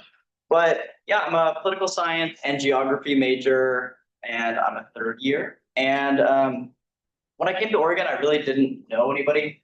All I knew is that I wanted to try to do something cool and make an impact. And so that is when I joined Osberg Students. If you guys haven't, or if you guys aren't familiar, Osberg Students is a student-ran and student-funded nonprofit organization, which works to train young people on how to organize and how to make an impact on issues that they care about. And so with that, I've served as the Osberg State Board Chair and Local Board Chair for the past 2 years now. So I'm not going to talk about everything, but I want to highlight a couple key things that I did through there. So one, I've just helped train hundreds of students over the past couple of years, and I've engaged with thousands more on a lot of our campaigns, through petitions, class wraps, photo petitions, direct lobbying. And then with lobbying, I've organized 8 different lobby days, where 6 of which were in Salem, 2 of which are in DC. My roles evolve a lot in that specific department, but it's gone from training people to recruiting dozens of people there. It's definitely more impactful to have more people there, helping actually schedule the meetings, which is a little bit harder than you guys might think. And a lot of that has been really successful. So last year we passed, I think we passed 3 bills in the past 2 years, specifically right to repair devices and wheelchairs. But yeah, I've worked specifically on that and building a lot of grassroots support with students here, disability advocates in the Capitol, which has been really impactful. I've also ran 2 other campaigns, so Protect the Owyhee Canyon Lands and Protecting Our Oceans, where we've each gotten thousands of students to show their support. Yeah, and I've also served as an executive of my fraternity for the past 3 years, Phi Kappa Psi. And over the summer, I worked as a director of a political canvassing office in Seattle, where I managed a team of over 30 people. We raised over $500,000 to support banning neonicotinoid seeds that are killing bees, and also PFAS chemicals, which are this really toxic cancer-causing chemical that are in like everything we eat, which is really, really bad. Try to think about it. But yeah, I worked with ASUO indirectly for years, and I've talked to CFC and spoken in front of Senate, and I'm really excited to know y'all more.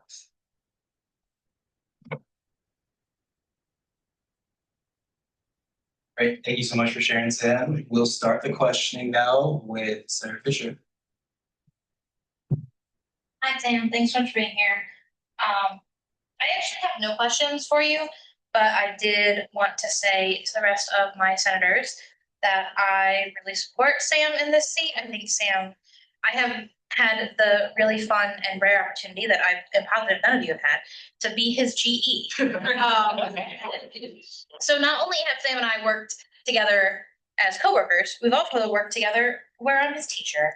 And that's a little weird sometimes, but I think we both handled it very professionally. And he was a great student to have. He did a lot of work and put a lot of heart and time even just into his schoolwork. And I've seen him do the exact same thing on all the other things that he's done, particularly with Oxford, but also just hanging out with us here in Senate. And he did a lot of work for Senate when the elections were happening too. I know that he did that. Even when he wasn't on the slate and he wasn't running, but he still cared and did a lot of work to help the elections. So that's all I got. Thank you very much. I yield. Senator O'Neill. Yeah, I was wondering if you have any specific interest when it comes to CFC in particular as a committee. It's CFC, right? Or is it DFC? Oh, nice. That's what I thought originally, but then he said something about CFC and then Yeah, no, sorry, that's what Osberg is a part of, and so that's just been a lot of my experience there. And just at DFC, I think I've worked with, I've worked with CFC the most with Osberg, of course, but DFC has also been really impactful for my time as a student. And so I've worked with the Holden Center, Multicultural Center, Men's Resource Center, I know was under DFC for a while. But yeah, it's definitely been impactful, and I believe that they are a really important part of what makes Oregon Oregon. All of our cultural unions are so important. are you? Perez? Okay. Hey Sam, thanks for being here. One question I had is, how do you feel that your experience on your fraternity's exec board will translate to this? Yeah, that's a great question. I've been on our exec board for 3-ish years now. And in the fraternity, I mostly have a role of helping manage some day-to-day operations and then a lot of our communications. So while I didn't directly work with the budget there, I did in Osberg. I was managing conflict, talking to people, having respectful disagreements, and skills that'll just translate anywhere. Perfect. Thank you. I yield. Senator Stevenson. I also don't have any questions for you, Sam. For added context, Sam is one of the brothers at the fraternity that I'm the caretaker of, and the interaction that I have with Sam and Sam's character is a large part of why I wanted to be motivated to be involved in student power, and so yeah, very grateful for this opportunity for Sam. Yeah, thank you, I yield. Senator Heffernan. I've also realized that this wasn't a question, so I should probably save it for discussion, but it's fine. Just want to say I was on the Oxford board when Sam joined Oxford. I think so, right? Yeah.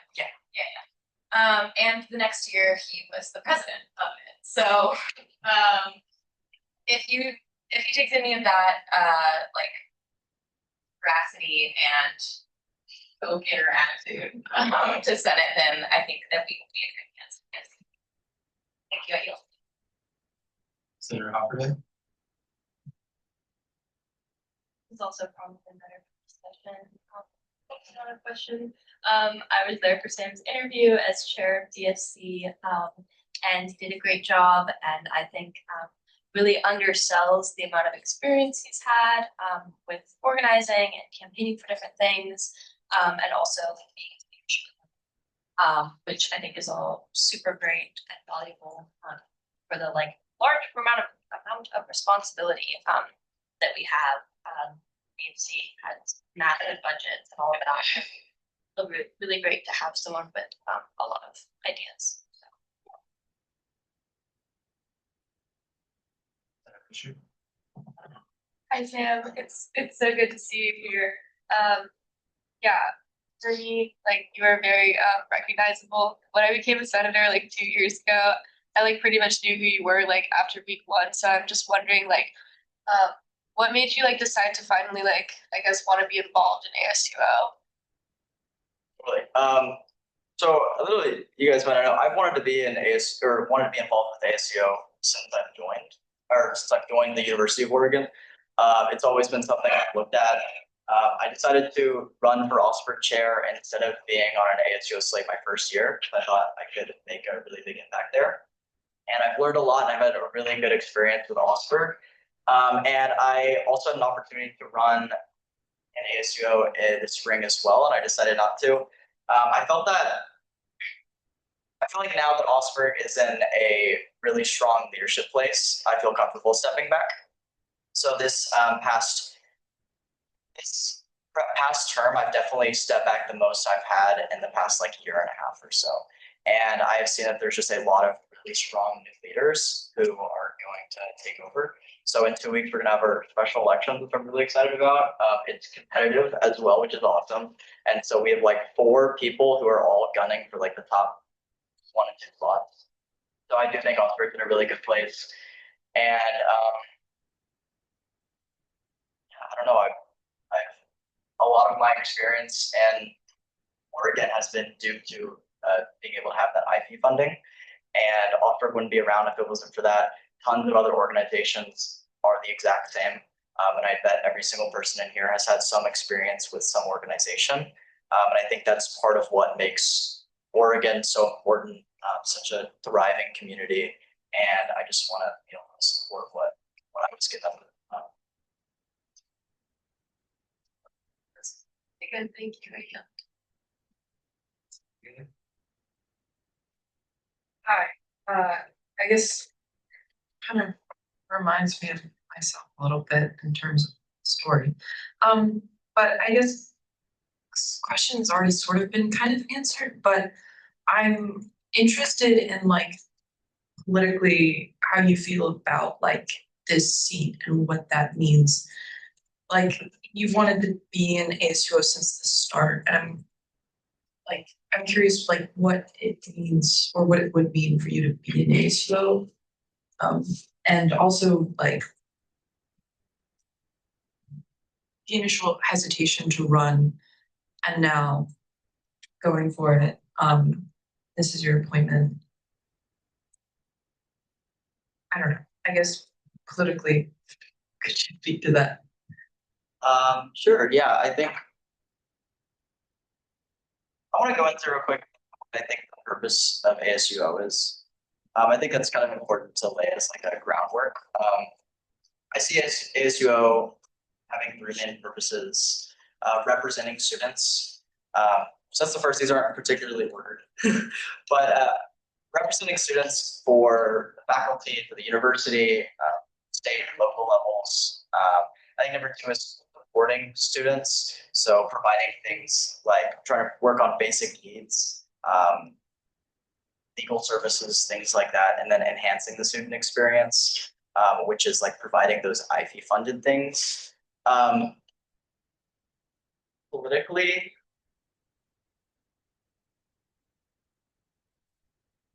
yeah, I'm not 100% sure. I saw this opening. It was recommended to me by Cole. I think it's really impactful to be able to work with our student departments, and which I've worked with before, like the Holden Center.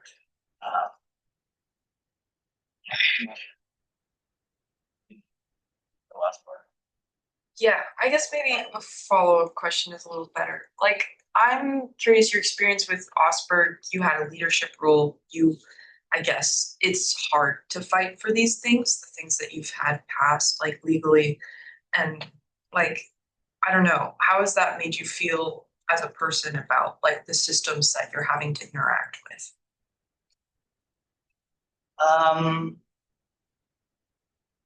Not really sure. I think as you see what's going on in the federal government, we have to, take a pause.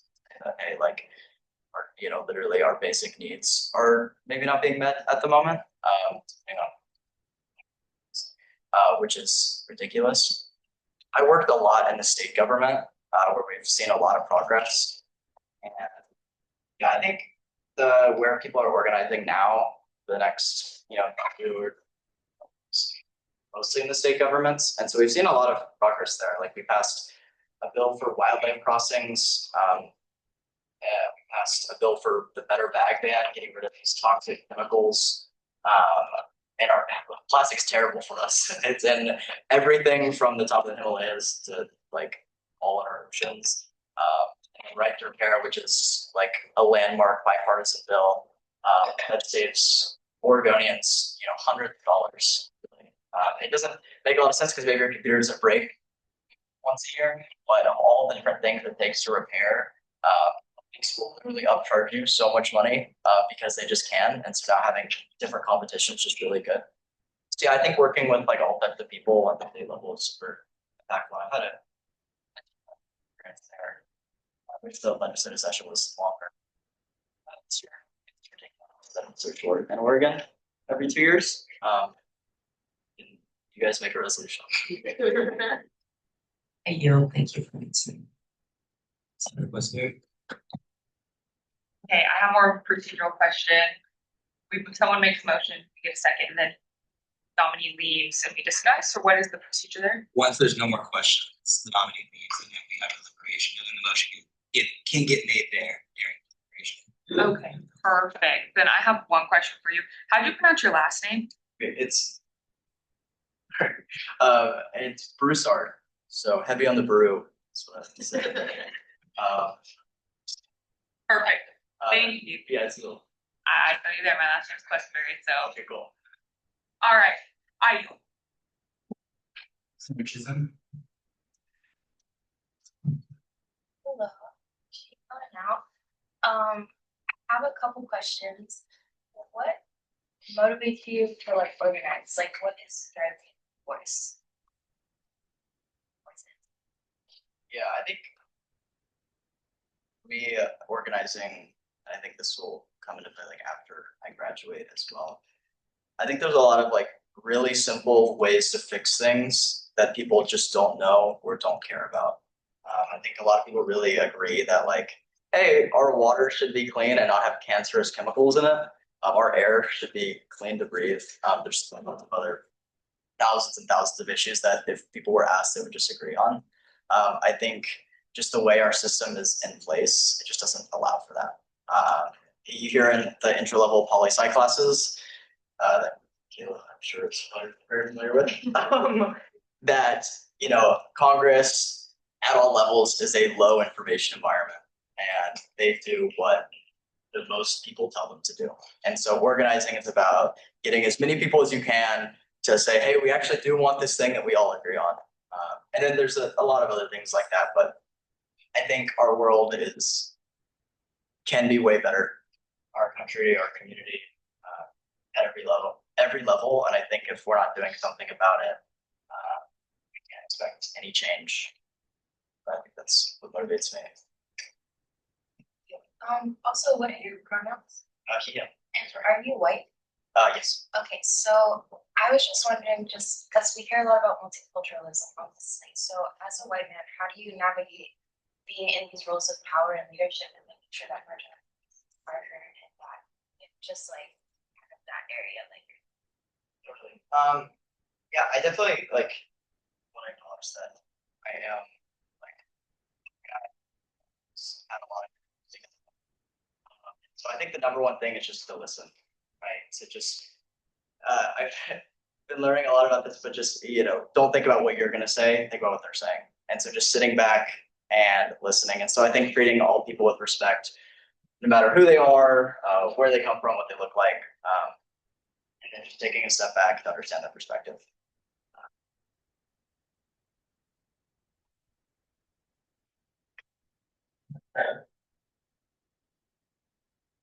That concludes the list for now. Sam, if you want to step outside real quick, we'll start deliberation, and then we'll have someone go grab you when you're done. Thank you. Thank you.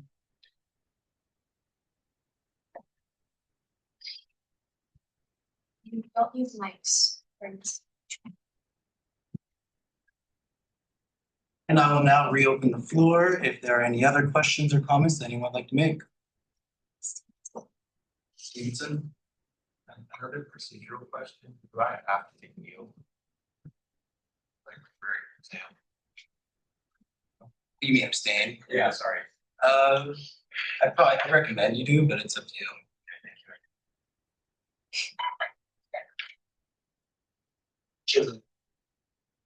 Say Slate earlier, I was saying something else. I did not mean to say that. I just meant out of this new table. I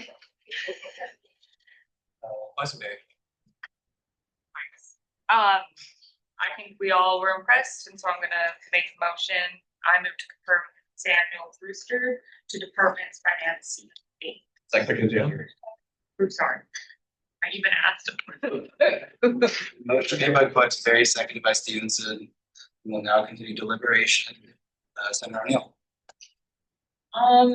Yeah, I mean, I think I have a lot of respect for Augsburg experience for sure. I canvassed for Augsburg multiple years ago, door to door on the Right to Repair Act, which passed this summer that I canvassed. I have a lot of respect for that organizing, definitely. I personally wasn't super impressed though. I mean, I think that was a very generalized statement. I still don't know how I'm gonna vote specifically just because I know what I value from Senate and Senator Bailey's and one of Senator Bailey's questions did I mean, I just know where I stand. I do think that the political question was a good question, not necessarily for the meaning that it conveys, but the answer itself that was given is not something I personally know that I would vote yes on, mainly because I think especially during this political climate, I think I would value more candidates that's a bit like more highly political, if that makes sense. I'm having difficulty explaining exactly what I mean without being hyper specific, but I still don't know if I'm gonna vote. I'm definitely on the fence. I don't know what candidates there were. I'm sure they chose a great candidate, but I think that we also already have quite a lot of Augsburg representation. But I also do think it's important for us to fill more seats in the Senate. So I yield.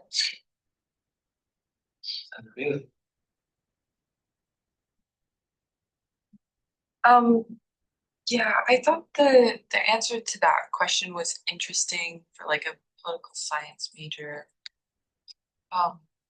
But then like thinking about the work, I don't know very much of Augsburg, how Augsburg works. Maybe sometimes there are tendencies to depoliticize the work because it's like we're just trying to get these common sense laws, bills, whatever passed. But like the work is inherently political.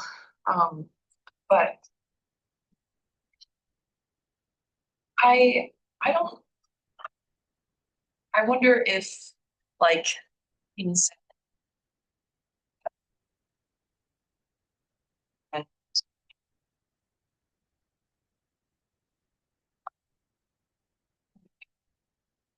like that radicalizing experience. Do you think way? I mean, here every week we speak.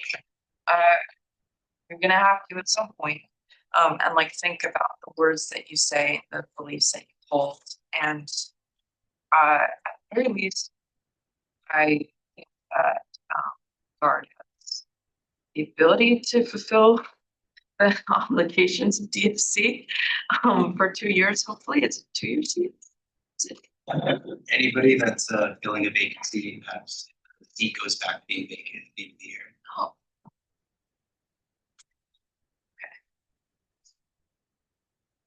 It's interesting.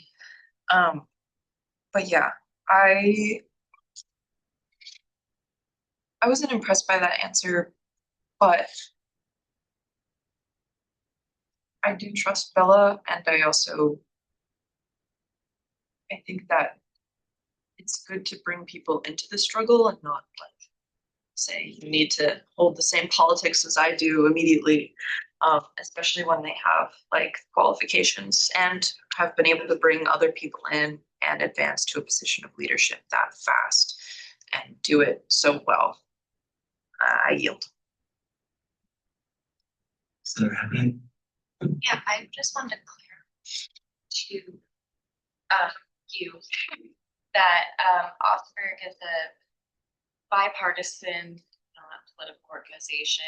I agree with you that the work is inherently political, but that language, just in my experience working there, is something that really gets hammered into you because they're like legally trying to cover your ass. And honestly, like when maybe I'm sure when we were like when you canvass, you like weren't allowed to say anything. So I think that I completely agree with you, and that and this is a political institution. Casper also in, but we're not allowed to say it. So I think that's why you said Senator O'Neill. Oh, yeah, yeah, in Augsburg, when I was canvassing, I didn't really, I just kind of ignored that, honestly.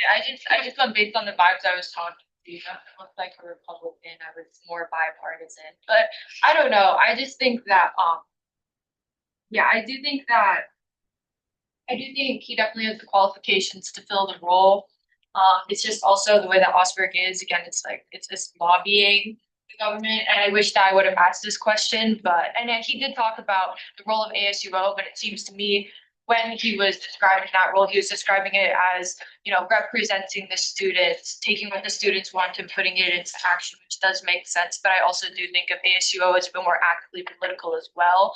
Not necessarily doing what students say the loudest, but also doing what we think is the best that we can do with our power. So that's why I why I was not impressed by that answer as well. Because there are a lot of Augsburgers out there, and we all come out a little. We all are a bit different when we're in Augsburg, So, yeah, I just thought it was very. I just thought it was a bit too deep political, but I know that the Senate itself isn't like that. But that's why my specific vote, I think at this point is probably going to be no. And you'll. Yeah.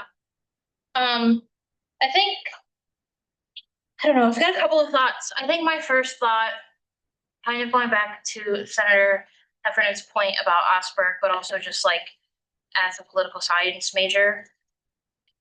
Also, if you don't know, I'm a political science PhD student. And I think part of why he answered the way that he did, not just from Augsburg perspective, but also from the field perspective, is that like political science, for better or for worse, like it or don't, isn't supposed to teach you like what kind of politics to think. It's supposed to teach you the science of studying politics and how that works. So I just don't know that like conflating it with political ideology is necessarily like a fair or like wrapping point, because it's not what political science is. Additionally, I do think like in terms of that, I don't know, I'm sure people know Sam better than I do. And I don't really know like what the right answer here would be. But again, as someone who has been his teacher and has had a lot of political discussions with him about this, like I can tell you Sam and I agree on a lot of things.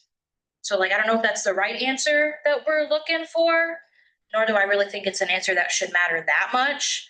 But like if he's willing to tell his teacher some things, I'm sure he's not willing to hide it. I think there is just a way that we communicate, specifically in Augsburg, but also specifically in science as a field, that is creating the things that he's saying. And I think it's really smart of him, and I think it shows that he understands Augsburg and that he understands the science field that he's in. I yield. Senator Fisher. Political question. Question's been called. 2 people on the list. Those in favor say aye. Aye. Those opposed say nay. Nay. Motion's passed. We'll now call the question. Do we have a motion? Yeah.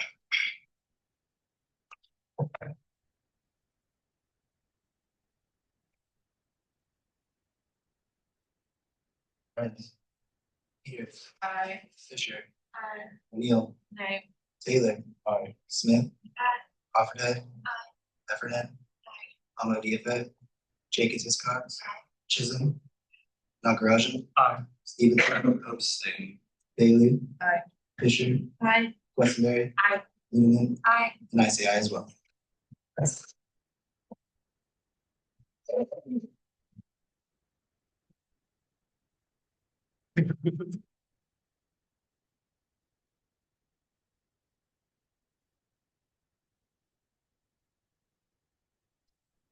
Congrats.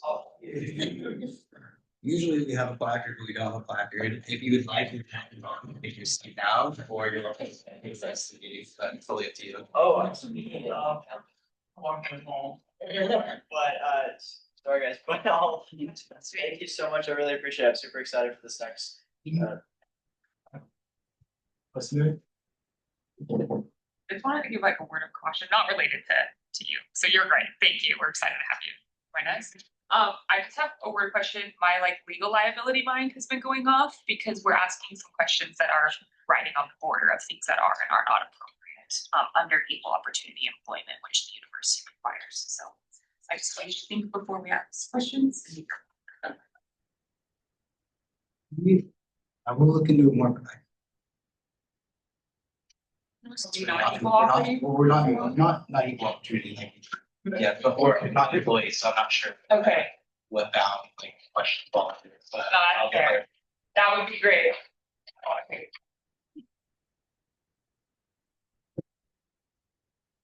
Bailey, do you wanna? University has clarified many times over that we are not employed by the university. So we are not subject to labor laws in that way. But there might be other things that ASUO is secretly subject to that I have no idea about. But on that matter, I do. I'm a university employee, actually. In this capacity. I'm always a university employee, constantly, always. I'm sure your contract's. Also to. There are things that we do have to agree with, so I'm sure there are guidelines, so that is great advice, let's just make sure we're being aware, but I will get ready. But moving forward to the next confirmation hearing. Chisholm.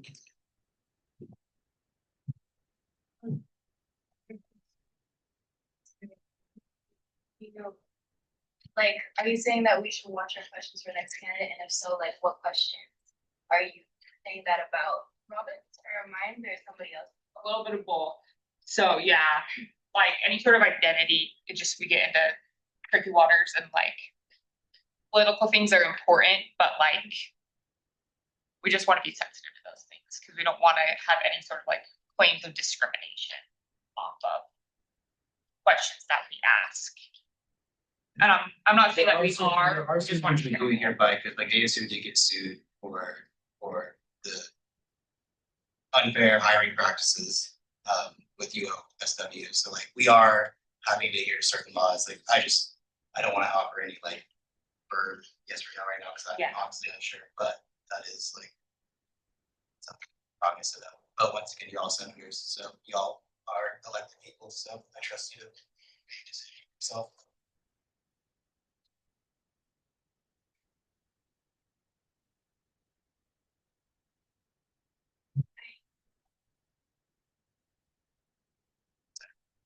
I will say that with Izzy was also in Izzy's capacity as a worker and not in like discrimination for being a worker and an organizer, not for like.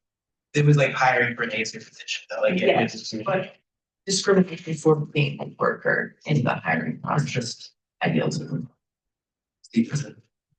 The associated students of the University of Oregon can be subject to discriminatory claims if its actions or policies violate federal or state civil rights laws. Thank you, I yield. Okay, I'm gonna end that conversation now. Everybody is aware of what's been said. Everybody has their own opinions on it, so just keep in mind. If you don't want to keep in mind, you don't, but we talked about it. Moving forward on the agenda, we have our next confirmation hearing is Luke Merrill. Thank you for hanging out all night. Please just share your name, a little about what you do here on campus, and we'll ask you some questions. Yeah, so I'd first like to thank everyone in my hiring process. You guys were all very nice. My name is Luke Merrill. I'm a sophomore. I'm currently in pre-business, but I plan on going into accounting with a concentration in finance. I'm from LA, and in my free time, I love snowboarding. I love being outdoors, going to the gym. High school, some things that have helped prepare me for this position. I have over 200 volunteer hours through my time in high school.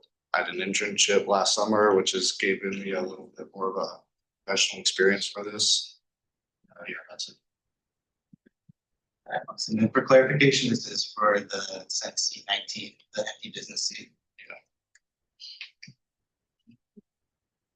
I'm sorry. I guess when you saw this post on Engage, like what drove you to click on apply? Yeah, so actually at the start of this academic year, I just got involved in the Financial Management Association Club, and I absolutely loved it. I really wanted to be a little bit more involved on campus, and I saw my friend Xander here actually told me to check it out, and I was like, sure, and it looked great. To be honest, I wasn't completely sure what exactly it was.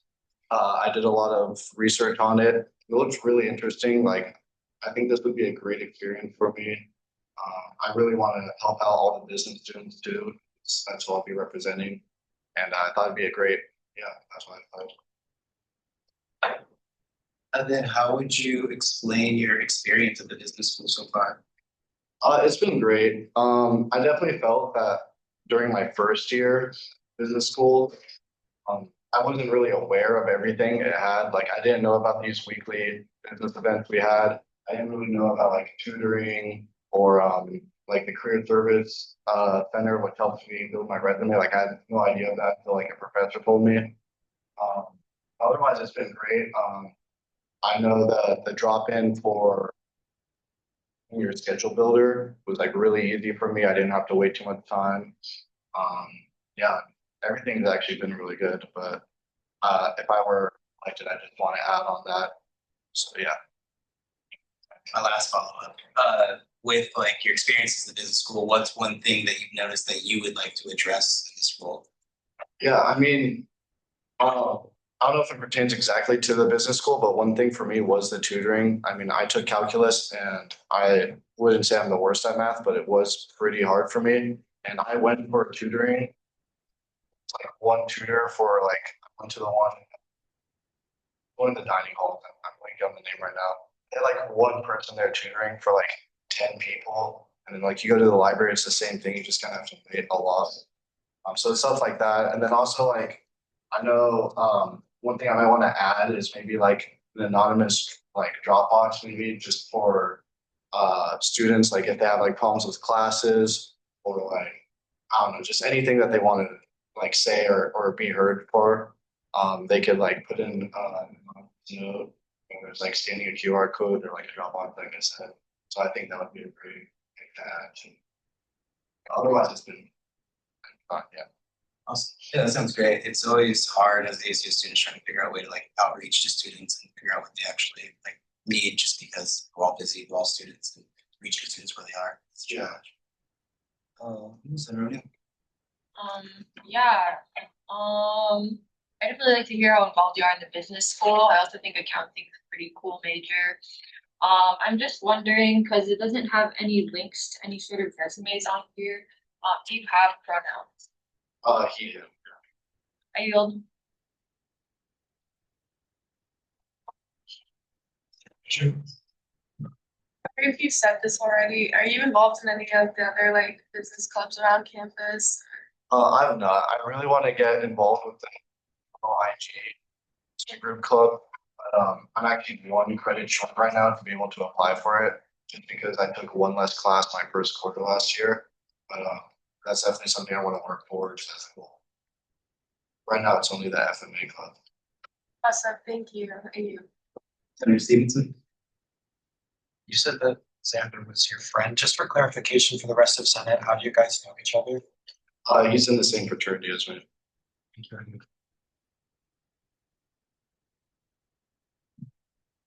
All right, thank you so much. We will have you step outside for a moment and we'll deliberate and we'll come get you. Real quick, thank you.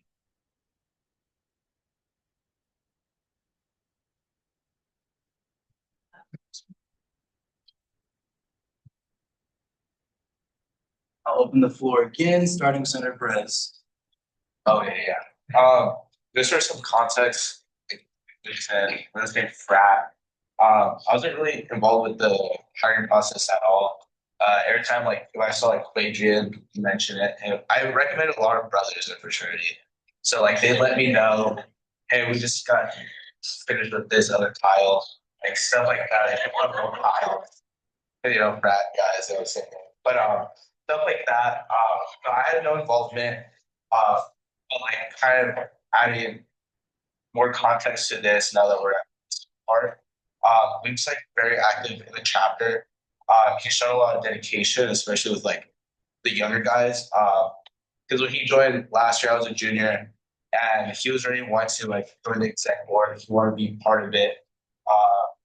In the spring, when I was coming into office, I was just like plugging it like, hey, Bo, or slate, whatever. He saw interest in that, and like that was like I kind of saw he wanted to join ASUO or get like more involved with like student government, and but it was like it was spring. He was a freshman, and then kind of going into like beginning of this term, he started asking me more questions. That the seat opened up, and he didn't really know exactly what ASUO was at the time. And so once I started explaining that, he started making a connection of like that's how he could get more involved. And then ever since, he's been super dedicated. Similar to like a lot of the guys that I recommended in my chapter, they're pretty dedicated about this. But he seemed the most, and definitely something I could vouch for. If you guys, if there's any concerns, I could probably like touch up on some of those, but I yield. Senator Stevenson. Almost did it.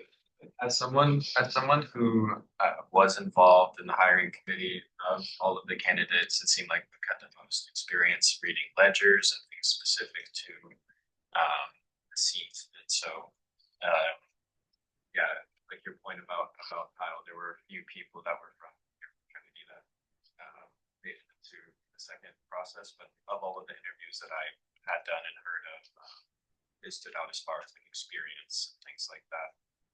So yeah, thank you. I yield. Senator Bailey. How many people did you guys interview for this? 4.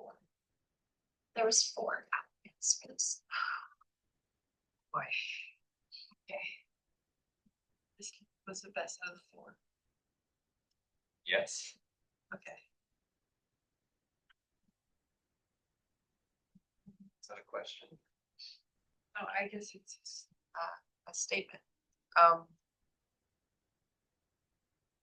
You said he was interested in ASUO. Did he ever say like why? Like what was interesting about it? He didn't have like any particular like he wasn't like, hey, I want to do this business seat like when he first told me, but he wants to be like more involved.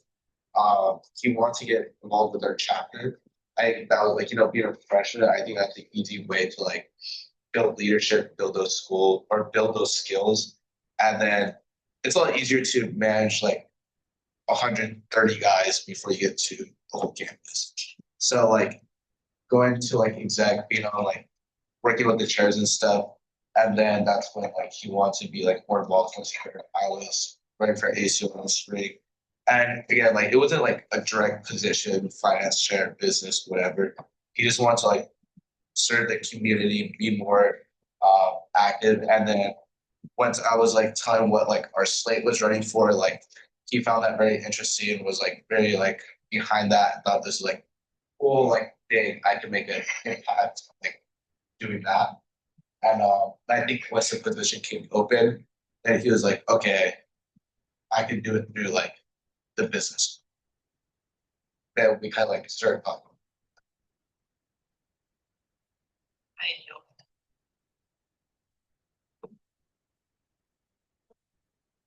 I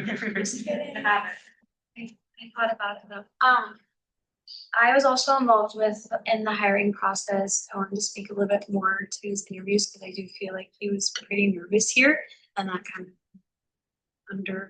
undervalued like what we saw in those spaces. Firstly, he did apply as well for the finance seat. I think he had a lot of interest there as well, but overall was like super interested in just getting involved in ASUO in any way that he could. I also feel like just to add on to what Cole was saying, another thing that we saw was just like his reach to students in the business school, because ultimately like, that will be like, aside from like the financial, which I'm sure he's capable of just because of his experience, like having that outreach to students like within your major is also super important. And I think that's where we saw kind of his strength.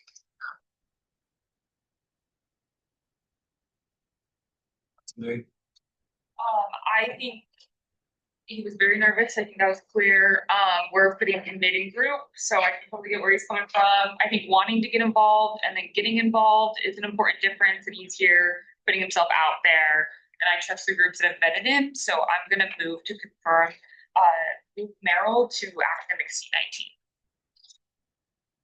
Motion made by Questenberry, seconded by Perez. Next on the list, we have Senator O'Neill. Yeah, I think he seems like a pretty good option. It seems like he's pretty well invested into the business or into the business school, so I think that's great. I mean, it is the business academic chair, so I think that this makes quite a lot of sense. I'll vote yeah. Yeah. Just for context, in case anybody was thinking that there were discrepancies, I just think that, you know, academic chairs are different in my opinion than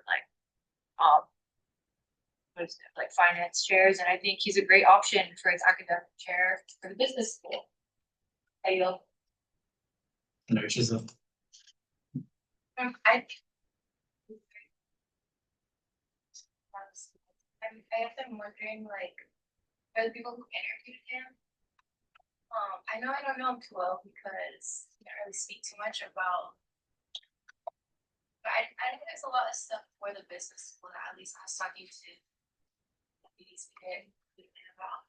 And like, do y'all think that he would be down to try and like cause big waves like if we all see like how many business people come to this, like you don't have confidence to interview him that they be able to bridge these gaps.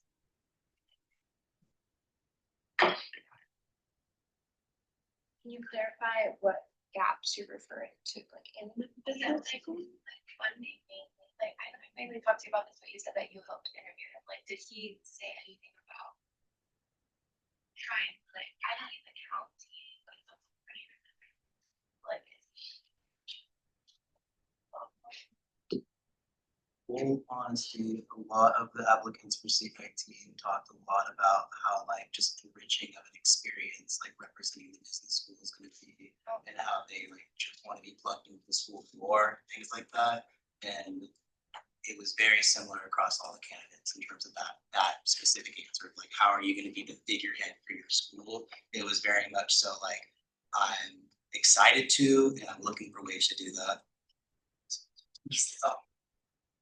I wanted to just add on to that. One thing that I also thought that like stuck out is he like talked about like applying kind of like the strengths that come with the business school and like the infrastructure there and helping that kind of be set up like in other majors and disciplines, which I think that's something that as also the other business seat, I kind of like have a hard time with too. Like last year, I'd be like, oh, you need to find something within the business school. And I'm like, but if I don't want to help the business school because they seem like they're kind of doing okay compared to everyone else. And so I thought that was something that was like different. It's like still utilizing like what business students have, but like helping that kind of be like the structure like elsewhere on campus. I answered your question.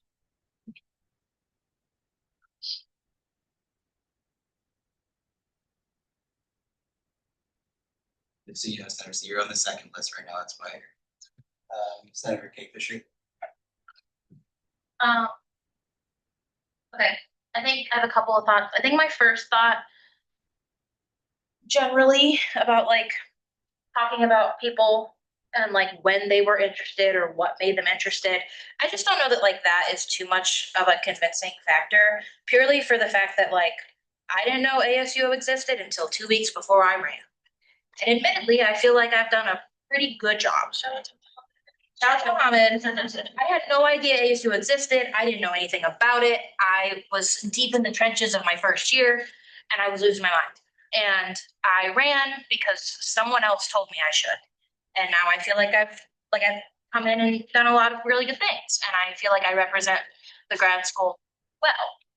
And so for that reason, I don't know that like measuring like when someone was interested or what made them interested is too good of an indicator of like what they'll actually do when they get here, because like whether or not they were interested a month before or 2 weeks before, like they have a job to do and they plan to do it. And like if they don't do it, that's something else. We have another mechanism to deal with when that time comes. But I don't know it's something that we should weigh too heavily.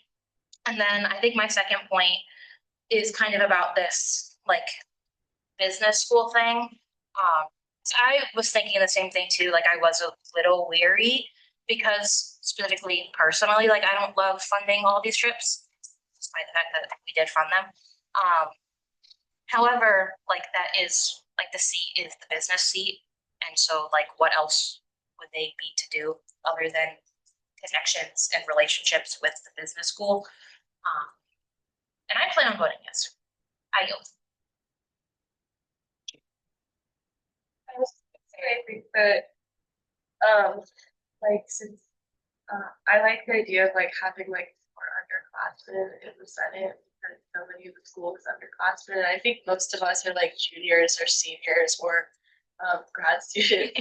So like, I think that, you know, as a sophomore, like, this would be a really good like learning opportunity for him to kind of like, you know, find a place like at UO, because he, you know, isn't part of any clubs or anything. And like I started ASU like my like sophomore year, and I think he like taught me a lot. So I think that like he is somebody that like will develop a lot of like really useful skills and experience from this role. So I yield.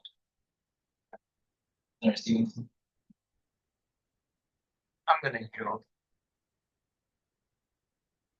All I want to just, I know for me, when I came to the U of O, like, I also wasn't really aware of like what ASU was. I just knew it was the student government, and I saw a post on Handshake and it was an internship and I applied for it. And I remember during my interview with the former president, she was like, "What department do you want to work for?" And I was like, "I didn't know ASU had departments, you know," and like I didn't know anything about ASUO, but just like I knew I wanted to do something and I knew like I wanted to put my energy towards something. And so just I think some people don't have the stacked resumes like the first candidate had, and I think sometimes just looking at that ambition is good. But that's where I do, you know. Chris. Another thing I wanted to touch up on, I would also like he was kind of like a little nervous, a little shy.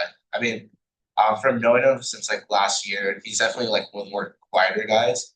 I think it's just more like how he is. But once he like, you know, kind of actually gets to know everyone, I think he'll like kind of come out of his shell. Especially like one thing that stood out to me is like in our chapter, there was like 60 freshmen, and then he really stood out of all of them. Like once he like really felt, you know, he was like more belonging.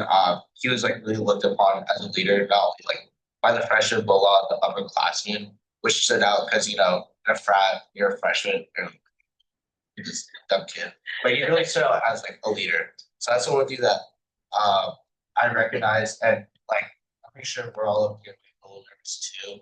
And I think once he's actually like in his seat in his job, to me, just like actually like between our experiences, I don't think it's gonna be a concern.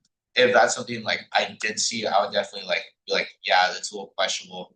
I don't know if you could like be in this seat if you're too shy. But I think it's definitely something to feel like, you know, break out of the shell, get into. So I think we all did see it, but I don't think it's a much of a concern. And kind of, I want to go back to what Kayla was saying about like how long you've been interested. I think one of the things that stood out for me is like the ambition. I just kind of like touch up what I was saying earlier, how it involves he's with the chapter. Um, when I was recommending our members for this like role or the different roles, I guess, there was a lot that would come up to me asking like, how much does it pay? Like that's all they're worried about. And like to be honest, like when you're a college kid, yeah, I'd be worried about the pay. The first thing he was like coming up to me is like, how can I get more involved or like the next steps? And he kept pulling it up with me and then even all the way like through the application and stuff. And there's a couple other guys who would come up to me and I would like give them basic information and see and like where they're at and like they wouldn't really follow up. And I was like, okay, these guys are that interested. So I think showing like not only does he want to get involved, I think the ambition is there also. But yeah, And that is it for the speakers list, unless anyone else wants to chime in. All right, go to vote. Perez. Same. Peters. Aye. Fisher. Aye. O'Neill. Aye. Taylor. Aye. Smith. Aye. Lafferty. Heffernan. Amadoupe. Jenkins Hiscox. Chisholm. Nagarajan. Stevenson. Abstained. Bailey. Aye. Fisher. Aye. Westenberry. Aye. Littleman. Aye. And I say aye as well. So I'm gonna go get them. Thank you.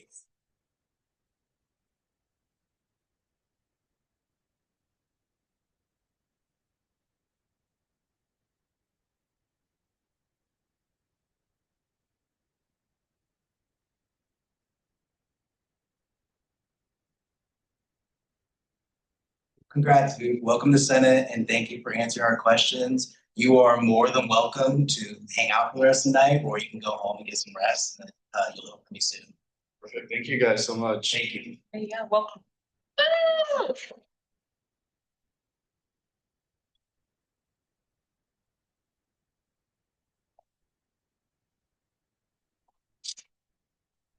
was gonna wait to the fifth, but I just saw like during this meeting, the government shutdown ended.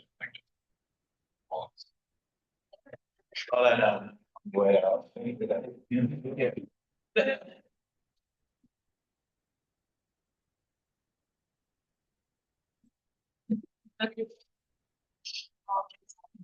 All right, and last on the confirmation section, we have our own Sarah Questenberry for U.S. Senate seat. Just to provide some context, Caitlin Fisher was holding that seat, just time commitments is no longer working. And I think Sarah's been a great senator, and I think that it's definitely important to have graduate student representation on that body. We are going to be approving a lot of new graduate majors coming down the pipeline. The first one has been a data science one. And so I just think it's very important to have graduate school representation, and they're a great senator. So we'll open it up to questions if anybody has something for Fisher. I mean, I have a question for you guys. I thought that at least one of the university senators, like from us, had to be a grad student. I thought that's required. Yeah, I just thought it was But yeah. Well, I thought it made that point, but in terms of my support for Sarah, for the rest of y'all that haven't seen a university senate meeting before, they're very like boring and like insanely like bureaucratic and I think the way that like we're perceived as like ASUO is kind of like, oh, you know, like you guys are like kids and like, you know, we like answer your questions and we think you're all like sweet and stuff. But like actually like getting like real answers from like administrators, I think, you know, you have to be someone that's like able to ask like very like direct and like kind of hard questions. And you know, I think as like a law student, that's perfect for you. So I would be so happy to have you at the university. I moved to appoint Sarah Westbury to the US Senate. Motion made by Fisher, seconded by Stevenson. Senator Stevenson. I yield. All right, we're gonna move to vote. Perez. Aye. Peters. Aye. Fisher. Aye. O'Neill. Aye. Taylor. Aye. Smith. Aye. Heffernan. Aye. Amadoupe. Jenkins Hiscox. Aye. Chisholm. Nagarajan. Stevenson. Aye. Bailey. Aye. Fisher. Aye. Westenberry. Same. Aye. And I say aye as well. Congrats. At last, sorry. All right, and that concludes our confirmation hearings for the evening. Moving into Senate updates.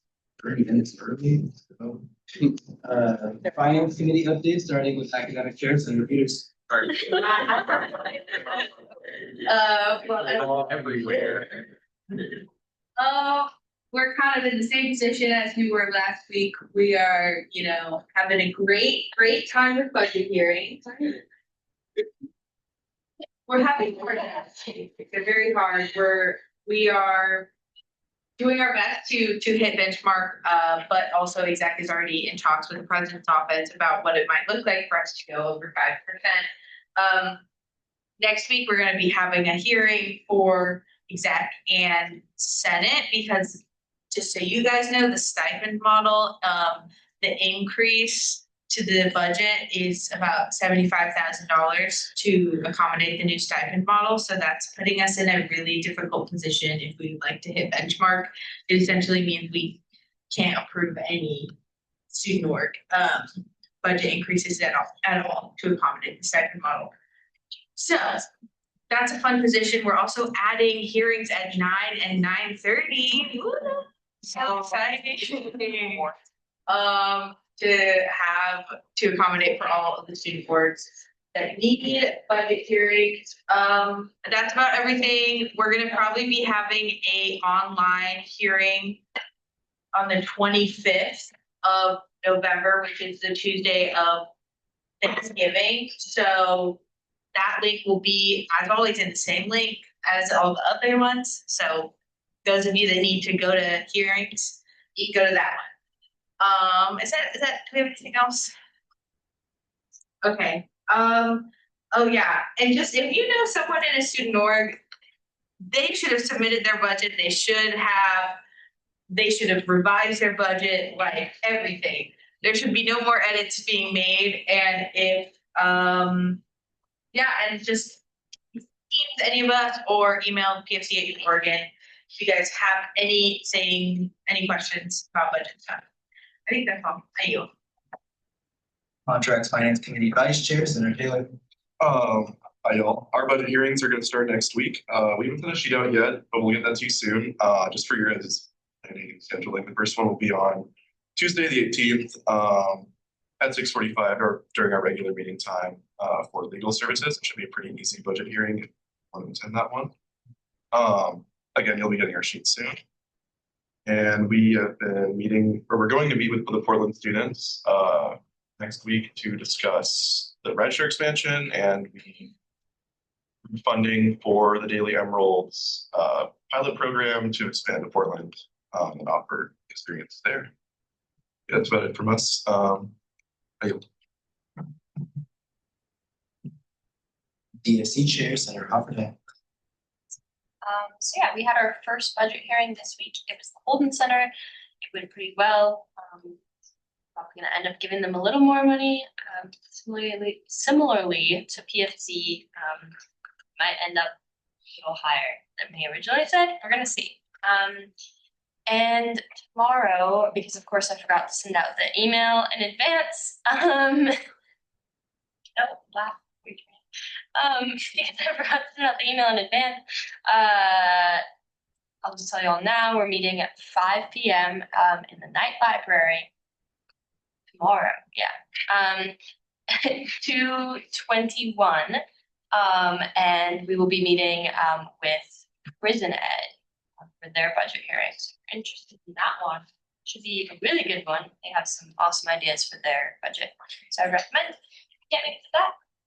You can come to our normal Monday meeting at 4 p.m. And we'll continue whatever room we always meet in to 10.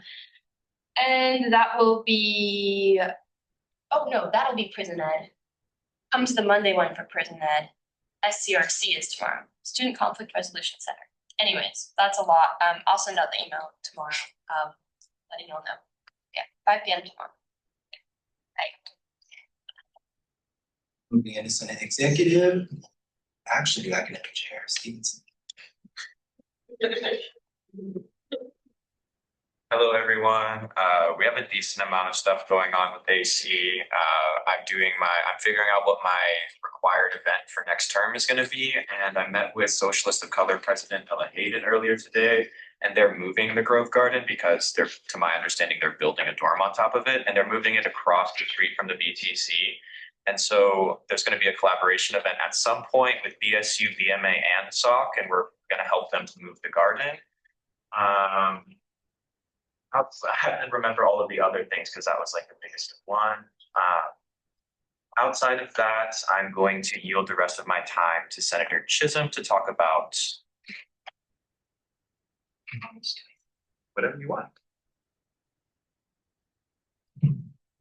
Hi guys, I am the lead chair. We have a plan. Definitely. For a while, I was very confused what this position was supposed to be, but our main goal now is to make meaningful connections with all community orgs. I don't know how in depth I'm supposed to go here, but some results from what we're going to be doing is meeting with all the community orgs that we identified as community orgs, and we're going to be having like little chats with them about like how ASUO has there been any significant problems with us and how we function towards social groups in specific, as well as building a big calendar. Process is already still for giving this idea, pass this along, but we need to be aware of when these social orgs are having their events because that was created. It started from the concert that ASUO put on for 2 years in a row was on the day of the powwow, and that is so messed up. So we're gonna have that calendar soon. That's like something that everybody can like be looking at, but it's also just making these connections with all the community groups and making sure that they feel even supported. Also another fun fact that my son told me is like the reason that we had so much surplus back 2 years ago is because when COVID hit, a bunch of cultural orgs, they were doing all this stuff, and we get all the money that the cultural orgs had in their budgets got returned to surplus, and that's why we had so much. And then we redistributed to a bunch of different students. So as you know, a lot of this stuff goes to business majors, and so the cultural orgs money was put to events that they couldn't even go to. So it's just really important to keep this stuff in mind and just make sure that we are affinity orgs during time and forever.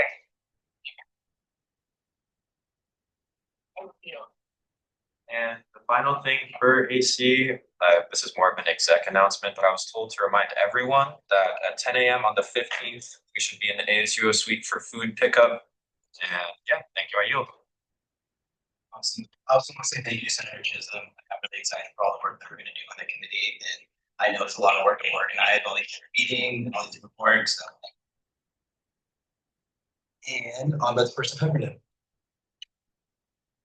Since I forgot to send out a reminder last night, finish the quiz by this Friday, the quiz on the Senate surplus meetings.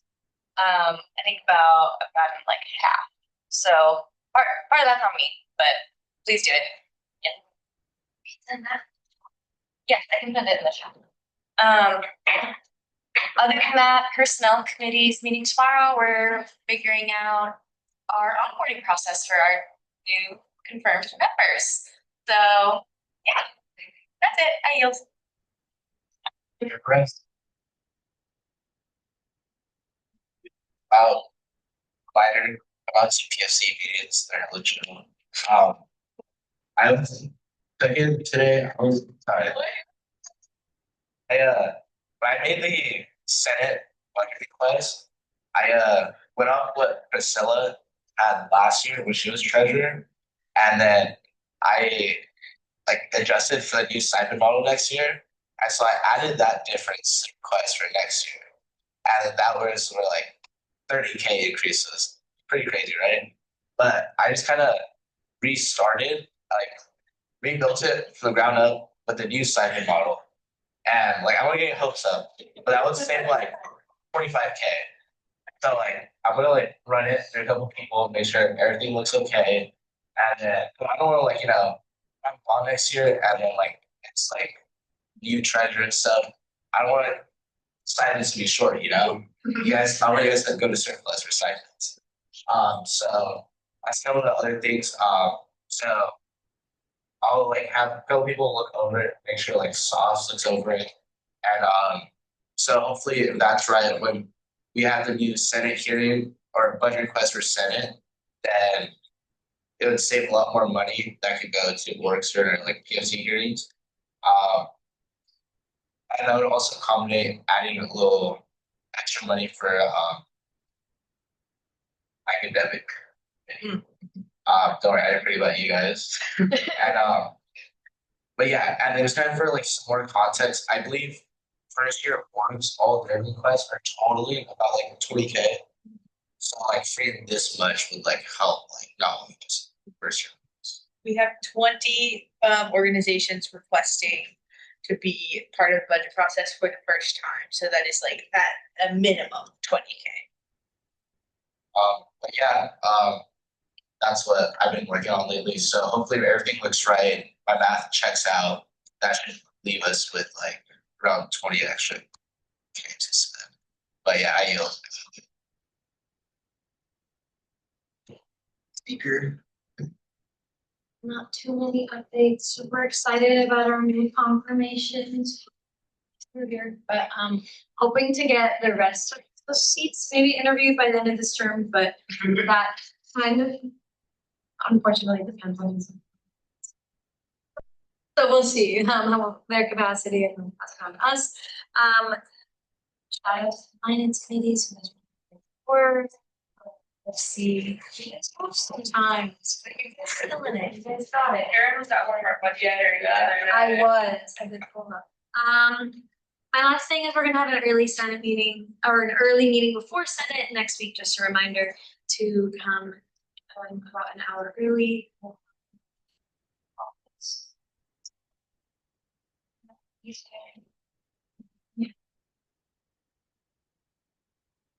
We'll send out a reminder about that as well. And then at some point this month, I'm still planning for photo day. I haven't sent it out because it keeps changing, but it's about now, so I'm sorry. Then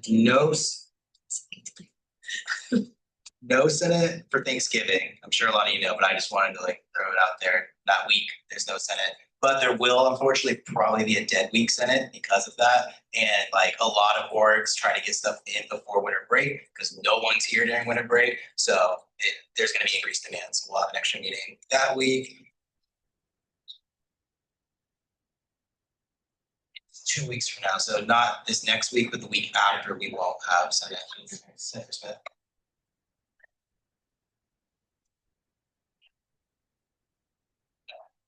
Break, no ASUO. Just go enjoy being in the family. But then before this, I went to the State of the University event that exec threw. It was honestly a pretty solid event. There was like 40 people like showing up. Thanks. That's a surprise. Why are history here in ASUO rough sometimes? Center citizen. I know that this isn't a short thing, but we're exact, like if they want AC to help them, anything before a day, like nice. Cause it's like a day before I'm getting messages about, hey, the AC senators wanna help. And it's like, I'll message them right now, but I know that's not you, but yeah. I can speak to that.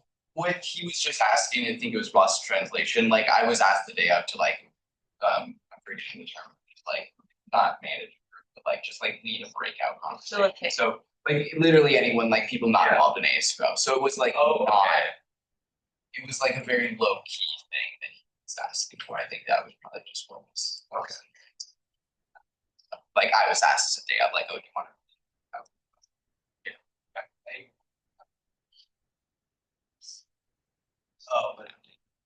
yeah, I spoke a little bit about what Senate's up to. Anytime I can go out and speak about Senate in a public way, I like to because we don't get a lot of attention. So talked about that. And then Reminder, there's a US Senate meetings next Wednesday. Of course, y'all don't have to be there, but if there's anything y'all would like me to say to Carl Schultz or Chris Long or to the entire faculty senate, please reach out to me because I'd love to pass on your messages. And yeah, I was gonna talk about the early meeting next week, but also not think about that. That is it for my updates. Senator Fisher. Hi, I just already put it in the chat, I didn't want to get lost. We spent 27.55K today out of surplus. So if our current surplus is correct, we spend the same amount every single time, we would last 14 meetings, which is about halfway through spring term. Thank you. Thank you. Next, the executive branch update. Well, thank you to speak with you for shouting out the events.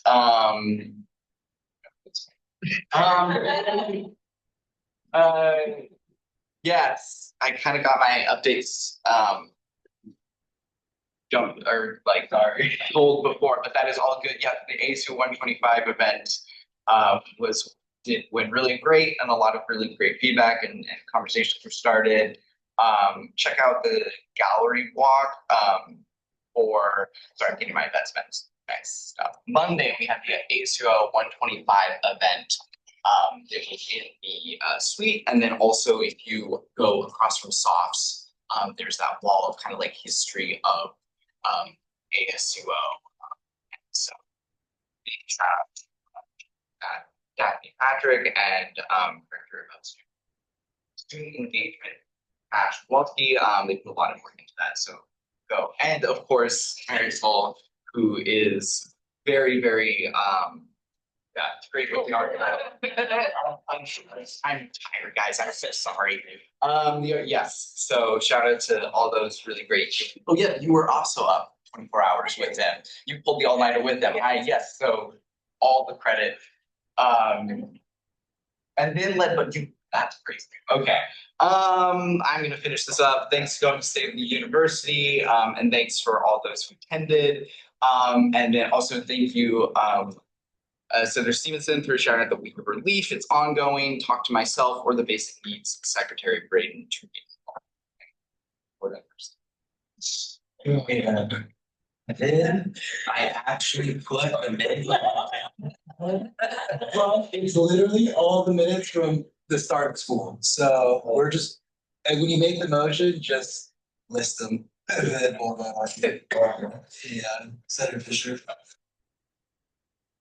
Move to approve the minutes from October 1st, October 8th, October 15th, October 29th, and November 5th. Second, Quester. Motion made by Fisher, seconded by Quisiper. All those in favor say aye. Aye. Those opposed say nay. And Wilson. 5 minutes.